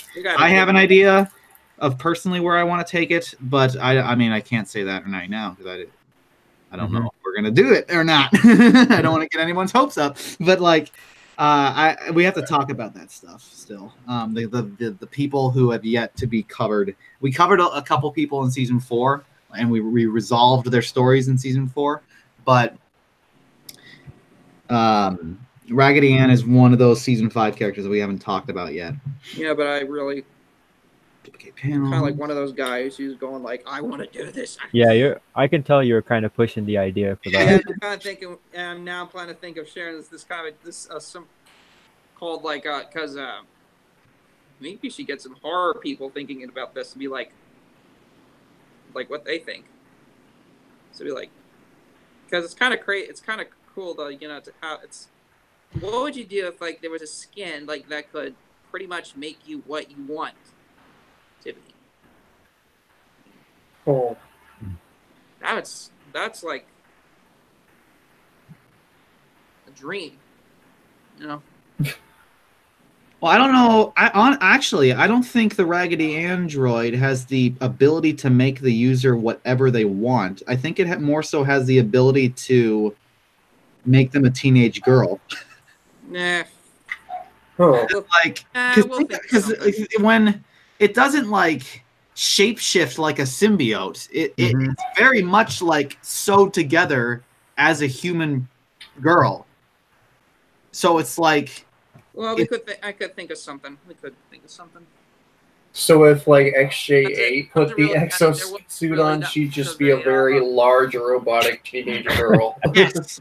Yes, Oh, exactly. There really wasn't much of an It's more so like explanation a. of what more- it could do. It's more so I mean, like it a just had high-tech far more suit than advanced. like a I mean, it's not symbiote like, sort of thing. hey, Pyro, if you want me XJ7 to introduce myself, this is XJ7 Let's here. see. Look at me now. I'm looking. You know- I actually now have a minimum wage job now. Um, You happy now? Another thing with one thing that's always annoyed me with Vexus's old design, her original one, even though it's like the classic one. What's the It's problem? hard with to do hands for her. Hands. Yes. While normally with a hand you'd want like kind of more like more of a definition with the fingers, I would do like a claw like that sort of thing. So like you can actually like with specific points. Vexus's hand though, Yeah. is literally little strings. Well, I mean, Hang on a second. attached to a triangle with little beads at the end of it. That's Mhm. Vexus's hand, and it's hard to. Oh, guys, check. Look, I can do it. Guys. It's hard to do like a fist. Look at this. Is I can do this. But I guess if we want to like maybe like preserve the. This was hard.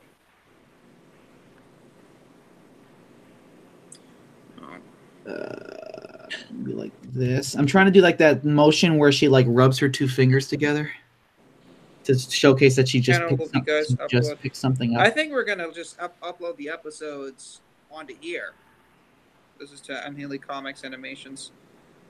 I did hear though, because I did hear Nate say this, we might actually upload it possibly on Dailymotion or somewhere else. Where Yeah, we have a process. Yeah, it's because Viacom is still shoving. Well, no, it's like I think there's a new website that I just joined called Vanilla. Yeah, possibly. It's like but like what we're planning is if we get kicked off YouTube. If we get kicked off YouTube, we'll go to Dailymotion. If we get kicked off Dailymotion, we'll go to Vimeo. If we get kicked off Vimeo, I'll look into this vanilla thing. If we get kicked off all those platforms, we go to our own website, and if we get kicked off our own website, well then Jesus Christ, it's over. Downloads. I was like, but your own website. I was like, we'll probably be offering the downloads from the get go. Like even the first YouTube, we'll have like a link to a download or something. Yeah, but I will say, Viacom, even though as copyright, I mean, to be fair, they're just protecting their, and they take down other videos and stuff. A lot of the times they're just protecting their own copyright in the terms of like some people are legit just uploading episodes and stuff. So I mean, I can say okay. But I will say they are, in my personal opinion, Viacom are no longer the most. We've never talked about this on stream. We've talked about this in a meeting, but they are no longer the most egregious copyright hounds out there in the business world. That title I have to give to Disney now. It has since been resolved, so you can't look this up and like find it be a recent thing. But a while back, someone made. I believe their YouTube channel was Star Wars Theory. They made a Darth Vader fan film, and they used it. What they did was they raised. Well, they didn't even. I said that wrong. They didn't raise. They paid $80,000 to $100,000 of their own savings to put together this film. They went to Lucasfilm and they asked, like, "Can I crowdfund this?" No, they said no. Can I monetize this? They said no. And they said you can't. Lucasfilm said you can make this movie, but it has to be not for profit, and no one can make any money off of it. And the guys they weren't gonna. Come after it. Lucasfilm wasn't gonna come after him. He made the agreement that. He was not going to make any money off of it. He was not going to raise money to make it. He was going to be completely out of pocket, which it was. He completely managed it himself because Star Wars Theory had enough money in it due to how big his channel is, you know. But so he made this Darth Vader film, released it, and over a weekend it had like 5 million, 10 million views. It blew up. A lot of Star Wars fans loved it. A lot of some Star Wars fans are even considering it canon, like in their own little mentality. They consider I consider this canon. You know. All right, guys, I'm gonna switch But then, and this is the kicker. Then Disney monetized it for themselves. Yikes! They came after them with a copyright and said that. So what the hell? No. Listen, it was not Lucasfilm. This is a very important distinction. This is a very important distinction. Lucasfilm did not come after them. Disney did. It's a little hard to wrap. I know it's a little hard to think about because Disney owns Lucasfilm, but Lucasfilm, and it's kind of like Marvel. Disney owns Marvel, but Marvel and Marvel Studios very much operates under by themselves. Disney is just kind of like this overbearing company that owns them, and the same can be said with Lucasfilm. Lucasfilm is very much its own little company that just operates under Disney. So Disney came after them and copyrighted the Star Wars series video and the Darth Vader fan video. And even though he had an agreement with Lucasfilm, even though he made an agreement to not monetize it himself or wanted to make any money off of it, Disney came down and made money off of what a fan made for no money at all. Holy.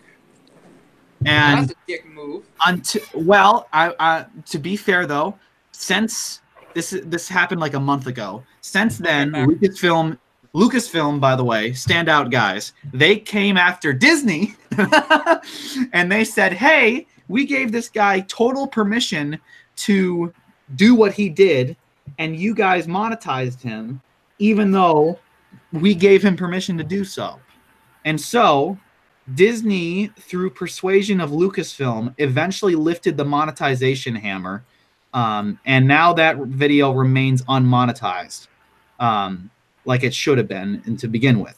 So shout out to Lucasfilm for doing that. But yeah, that is why I consider Disney more copyright hounds now more than Viacom, because even though Viacom sends copyright claims over review videos and stuff like that, which they shouldn't, because review is completely under fair use. You're criticizing something. They have never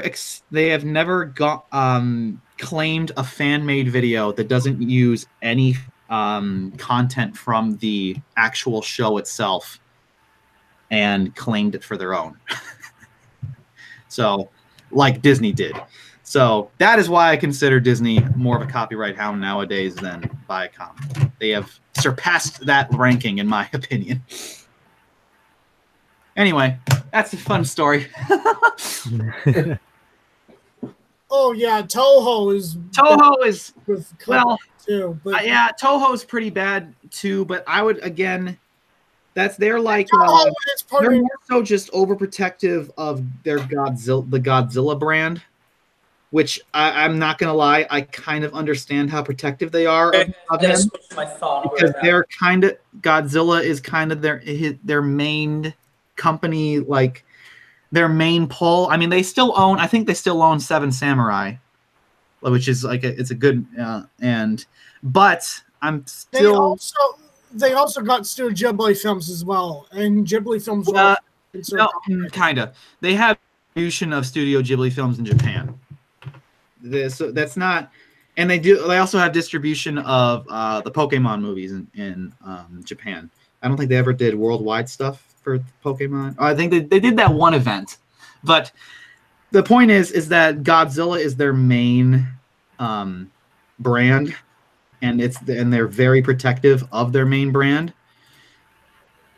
So when they come after people, they're coming from a position that, like, this is our main copyright brand we have to protect. I have never seen them take down something that wasn't like justified. I've seen them take down some fan-made material, but even like with that that Godzilla Heritage fan-made movie, when Toho came after that, it was not because they were the reason why they came after it was because they were protective of the Godzilla brand, and because they did not want to. They wanted to make sure that this fan-made video, the fan-made Godzilla movie, this Godzilla Heritage movie, did not interfere with their actual Godzilla movies and the actual U.S. Godzilla movie that was being made. They didn't want it to confuse the general public that this other Godzilla movie was coming out and such. And on top of that, it was a Godzilla Heritage, which was crowdfunded. It was not out of pocket. They were making money off of it. So I kind of understand that Toho was being kind of protective of their brand, but like they never went to the extent of monetizing a fan-made Godzilla video. So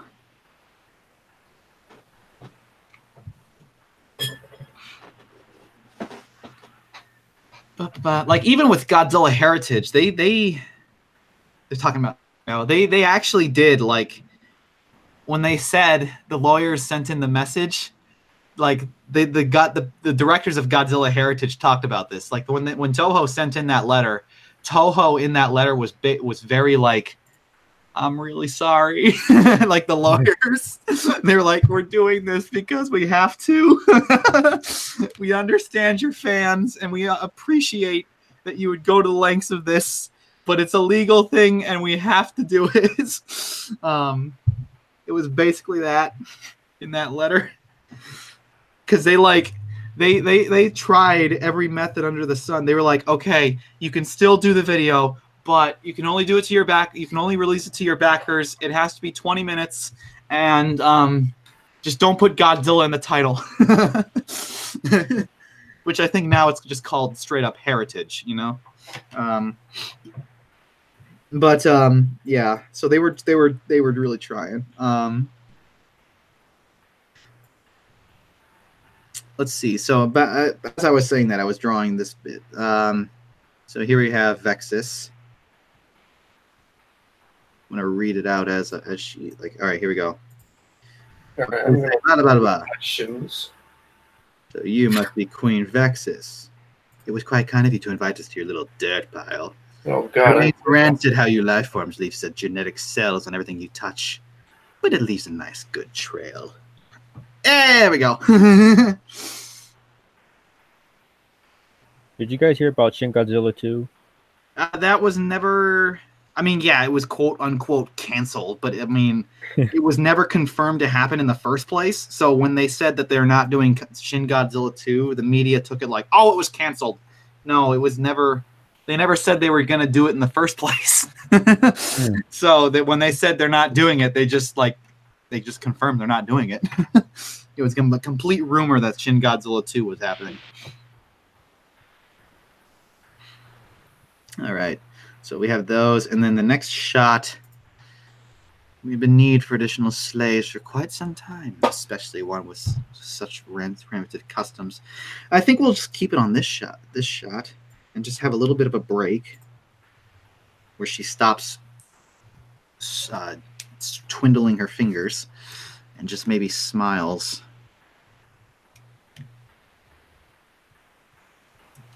All right, question. Anyone looking forward to a Detective Pikachu movie? Yeah. Looking forward to it.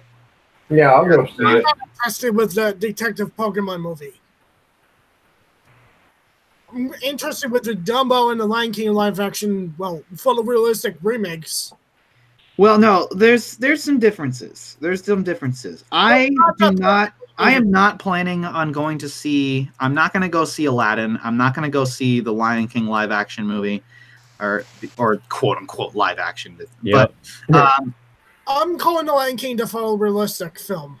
yeah, that's a better term for it. Photorealistic. That's better. But I'm personally not going to go see that because I don't like how they're doing this. They're just remaking the movie shot for shot in realistic. They're not adding anything new to it. They're not bringing anything new to the table. They are just remaking the movie.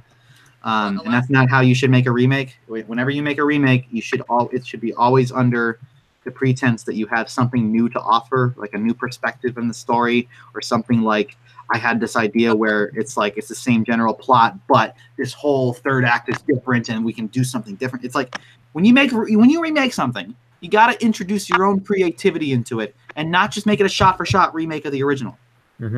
Because that's when you do that, you fall into the 1998 Psycho, where it was literally just a shot-for-shot remake of the original Alfred Hitchcock Psycho, only in color with different actors. So it's when you introduce a remake, you got to make sure you bring your own creative spin to it. And with Aladdin and Lion King, they're not doing anything. They're just remaking Aladdin and Lion King in live action. That's lazy. I feel like it's boring.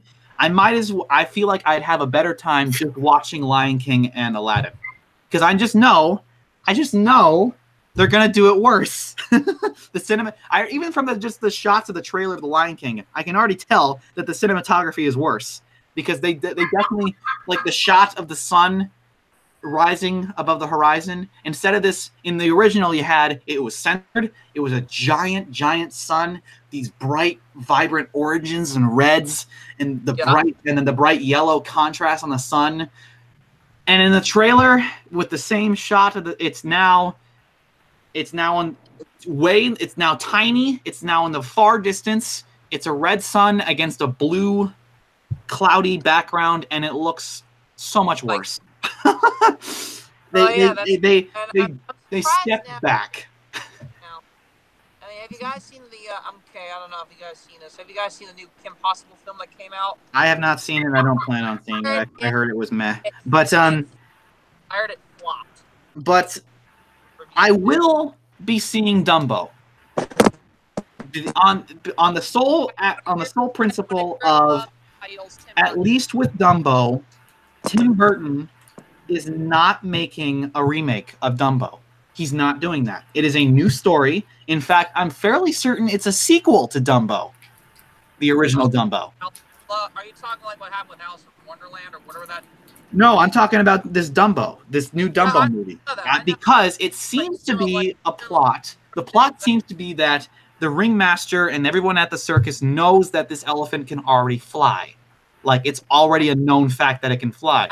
If they were remaking Dumbo, they would not start knowing that. So I'm fairly certain it is a sequel to the original Dumbo, much like how Tim Burton handled Alice in Wonderland, where it was a sequel to the original Alice in Wonderland. Now, that Alice in Wonderland movie has a number of problems that we don't need to get into right now, but like, I'm interested in seeing what Tim Burton can bring to the table with Dumbo. I'm interested in that regard.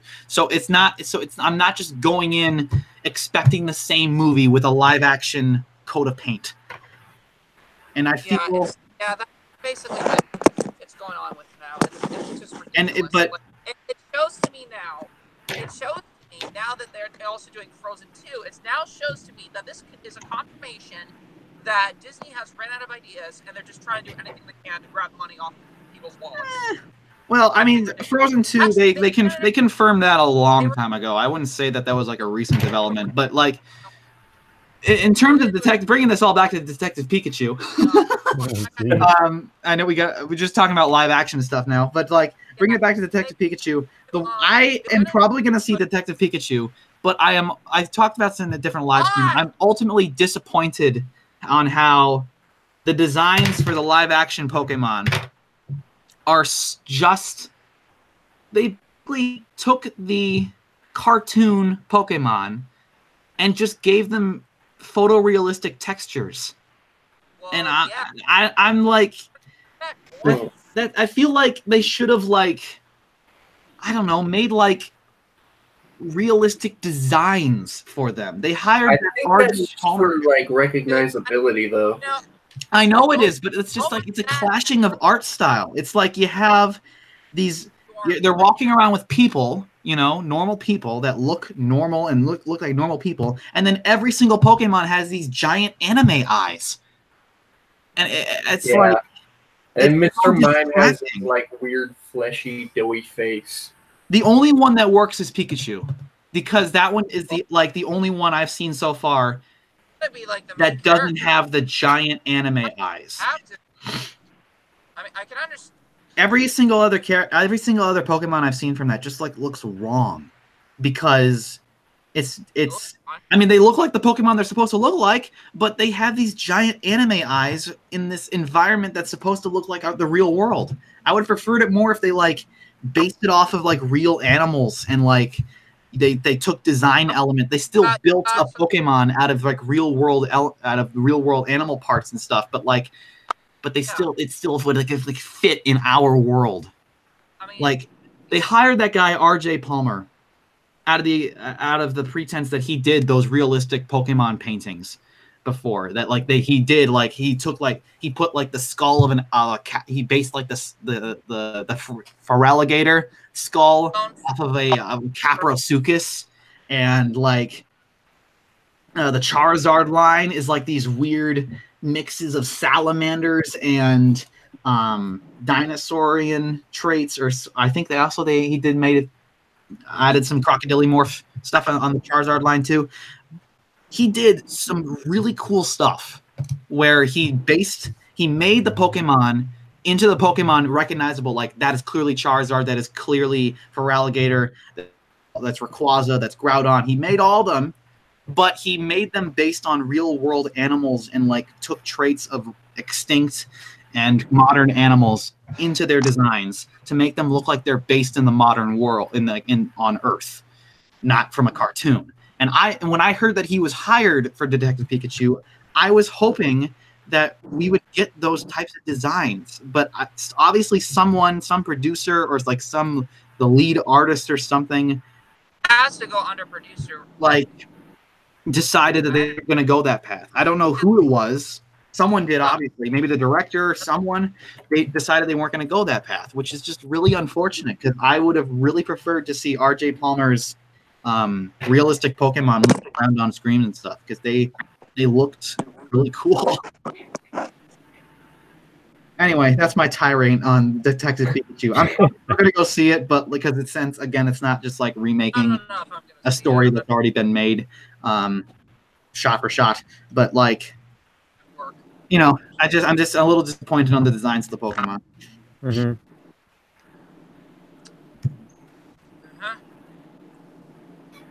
So, and it's already 8 o'clock. Oh, it is. My goodness, we've hit our 2-hour mark. Well, there's been a lengthy discussion. Sorry it took this long to finally just. I could have actually. I know. A good job. Paid about $200 each week. Pretty good pay. Me and the cow resurrected, unfortunately, because of this. I'm going through all the comments right now to see if there's any questions. Any update on Tuck getting stuck in the drawer? Yeah, he's still in there. Will the episodes be so great? Yes, they will. Yes, they will. Try our best. Master will be fantastic. Entire live action My Life Teenage Robot. Why not? Let's do it. Let's remake the whole series in live action. It'll be shot for shot the exact same stuff. Starring Jennifer Lawrence. Yeah. No, let's not. Let's not do. Anyway, Burger would be great, or the Holly. Yeah, let's see. Yeah, a lot of people are talking about it also, that live action stuff aside, the Aladdin movie just flat out looks terrible. Yeah. It really does. The fact that it's a shameless shot-for-shot remake of the original, well, shameful, I should say, shameful shot-for-shot remake of Aladdin, doing it worse. It honestly just looks terrible. The effects, the color palette, just the costume design, and then of course we got the blue genie. Oh yeah. The blue Will Smith. Like Just basically a motion captured, really bad motion captured Will Smith. I don't think it's even motion capture. I don't like the way he. I think it's motion capture. Like his face is motion capture. No, it's clearly just his face is poorly superimposed onto this like weird genie body. Yeah, I feel like the genie body is animated, like classically animated, CGI animated, but his face is the only thing that's motion capture because the way he moved. I mean, I guess it's just Uncanny Valley, maybe, but like the way he moved, it did not seem like. I don't know. Motion capture has this feel. If you watch Planet of the Apes or the Rise of the Planet of the Apes with Andy Serkis and all that stuff with Caesar and everything, or Avatar, the 2009 movie, motion capture has this specific feel to it where it's like this subtle like movements here and there that like indicate that it is motion capture versus CGI, which is more CGI animation where it's more so like specifically played and it's more a little bit more streamlined and it looks more fluid and stuff. Meanwhile, motion capture captures a little bit more realism. The genie, the face looked real because it was motion capture Will Smith, but the body felt like it was CG animation, like it was moving too smoothly, and it wasn't like it didn't have the subtle like mistakes that a human body does when it's moving around. And it's so off-putting. It's so bad.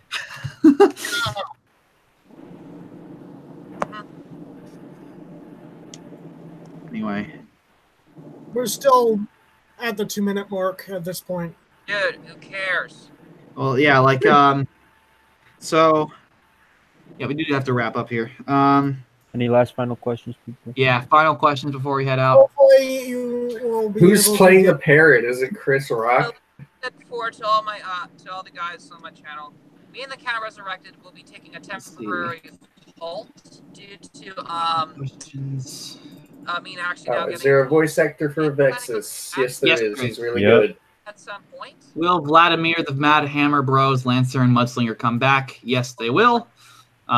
Gerald Dougherty asks.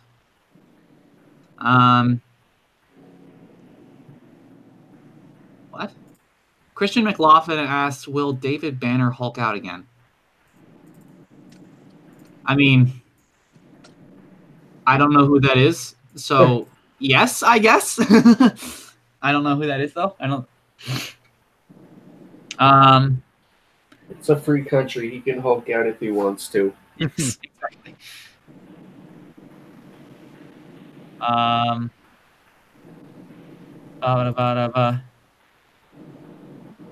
Dream Star 78 asks when will we see a trailer?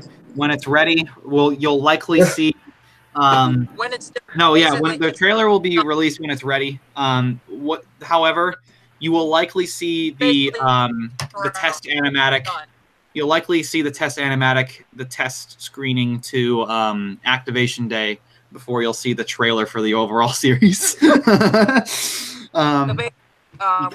we've been working on storyboarding and voice recording primarily, and like finalized animation and stuff. So, and that includes like formatting stuff together into the animatic forms and like syncing up the audio and all that stuff.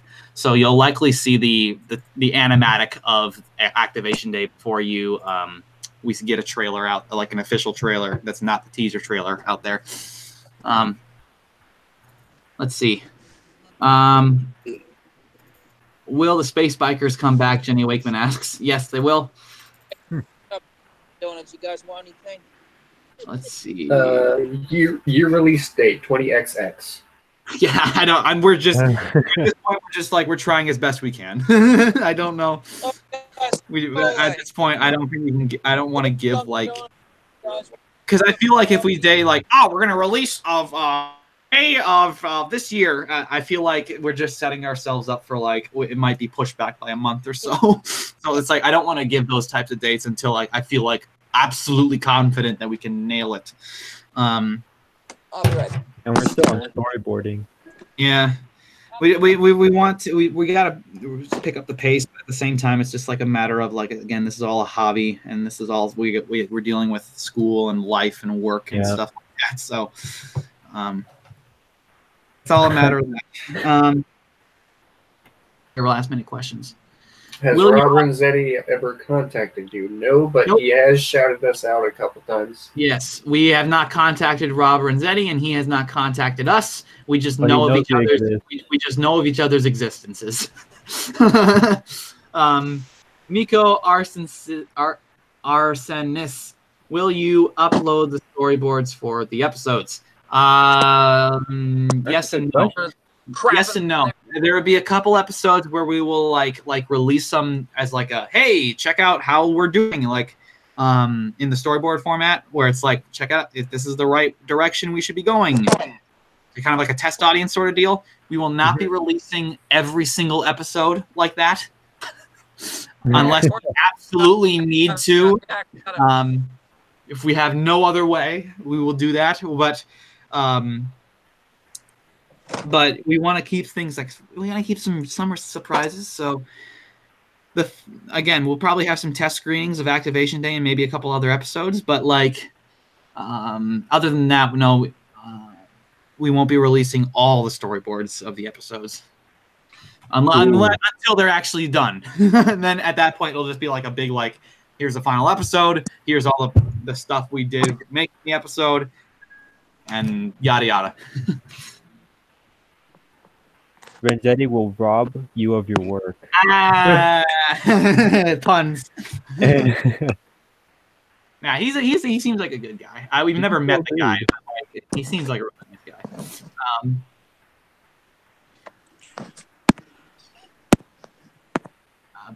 Jenny Wakeman, what episodes are you looking forward to as of late? All of them. Activation Day is a fun episode. It's, you see the origin of Jenny and then the origin of Vexus's and Wakeman's rivalry. It's like, it's gonna be right here, the storyboard. This is when they're meeting for the first time, right here. Wakeman and Vexus. So that's mine. What are you guys' without giving spoilers? I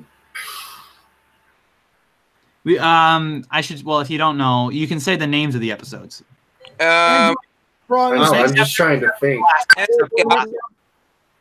There's pretty much any ones that has to do with anything horror related. Pro 7, Howl of Metal, After Hours, right. And the Opera. I'm excited for He Walked the Line. Oh, that one's gonna be fun. Yeah. Yeah, I'm looking forward to doing the music for that one. Because they're different art styles. Oh yeah, the next gen console. We have a couple of clips with different art styles in there. Yeah. So I'm at this place. Check out this place I'm at. It's called Second and Charles. Let's see. New poster. Have you made Halley Comics / Animations? Have you made a poster for season 4? We have made multiple posters for season 4. Let's check them out real quick before we wrap up here. Including it's still in progress. Let's see. There's one that's still, the Nick one that sketched out the original one is still a work in progress. But here, I will. Yeah, let's see. All right, let's see. We have a lot of these are oldies, so a lot of them you'll see you guys have already seen. I'm not gonna lie. I'll just bring them all out here. We could always come up with another poster if we want to, but like I just want to demonstrate the ones we got so far. Oh, here comes my favorite section. Cluster Prime inspired. Here's the final poster. You in the store? Okay, I'm almost there. Almost done loading them all up. What do you guys see? I got one more to grab, and that is the Two Planets one. I'll do some ones that I recommend to you guys. Oh, there's a Shining. Classic. Wow, I don't think actually. Where's the Two Planets one? Where did I put that? You guys see something you like? Where did I put? All right, you know what? I bet it's on the disc. It's on the DeviantArt account. So, no, MLaaTR. DeviantArt. Ah, To crap. be honest, if I should really think about making my own, or not making, I already have my own, making an exclusive channel on DeviantArt for the Rebooted channel, since we share all our posters and stuff in their full,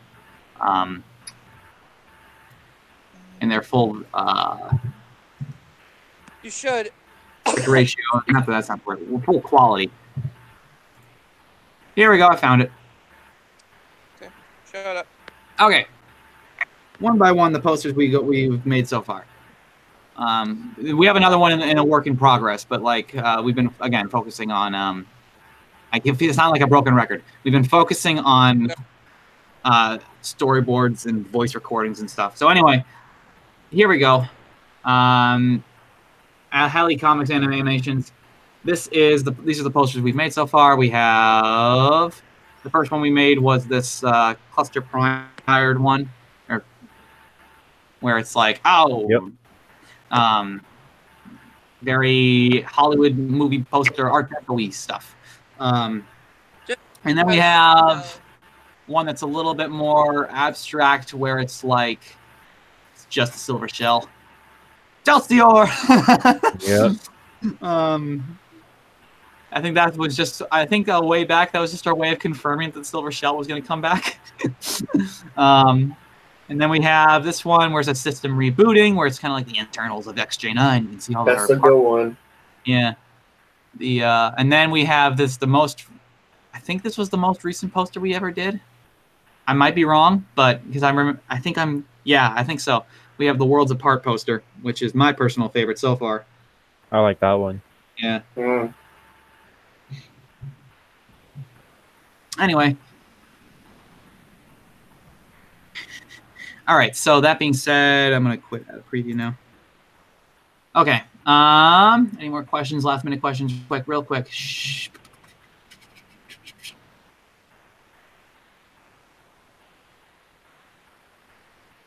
All right.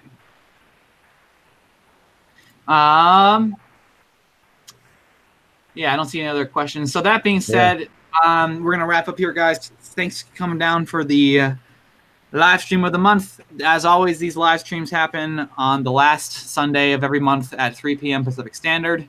So the next one is probably going to happen if nothing gets its way. We always make an announcement if something changes and something gets in the way. But if nothing gets in the way, the next live stream should happen on March 31st, the day before April Fool's Day. Oh, that's not going to be good. Will the Halloween episode for MLaaTR Rebooted be good? I hope it will. I hope at least so, because I'm excited for it too. Anyway, see you guys on the Discord and the forums. Actually, let me link before we head out. Let me link the Discord. Make sure it's the right one. Right. Create instant invite. This expires after 1 day, but I don't think anyone's going to be using chat after 24 hours. So here's that link.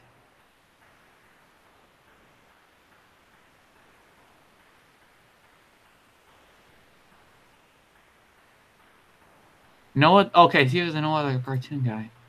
I gotta look into that guy. I feel like I need the. What guy?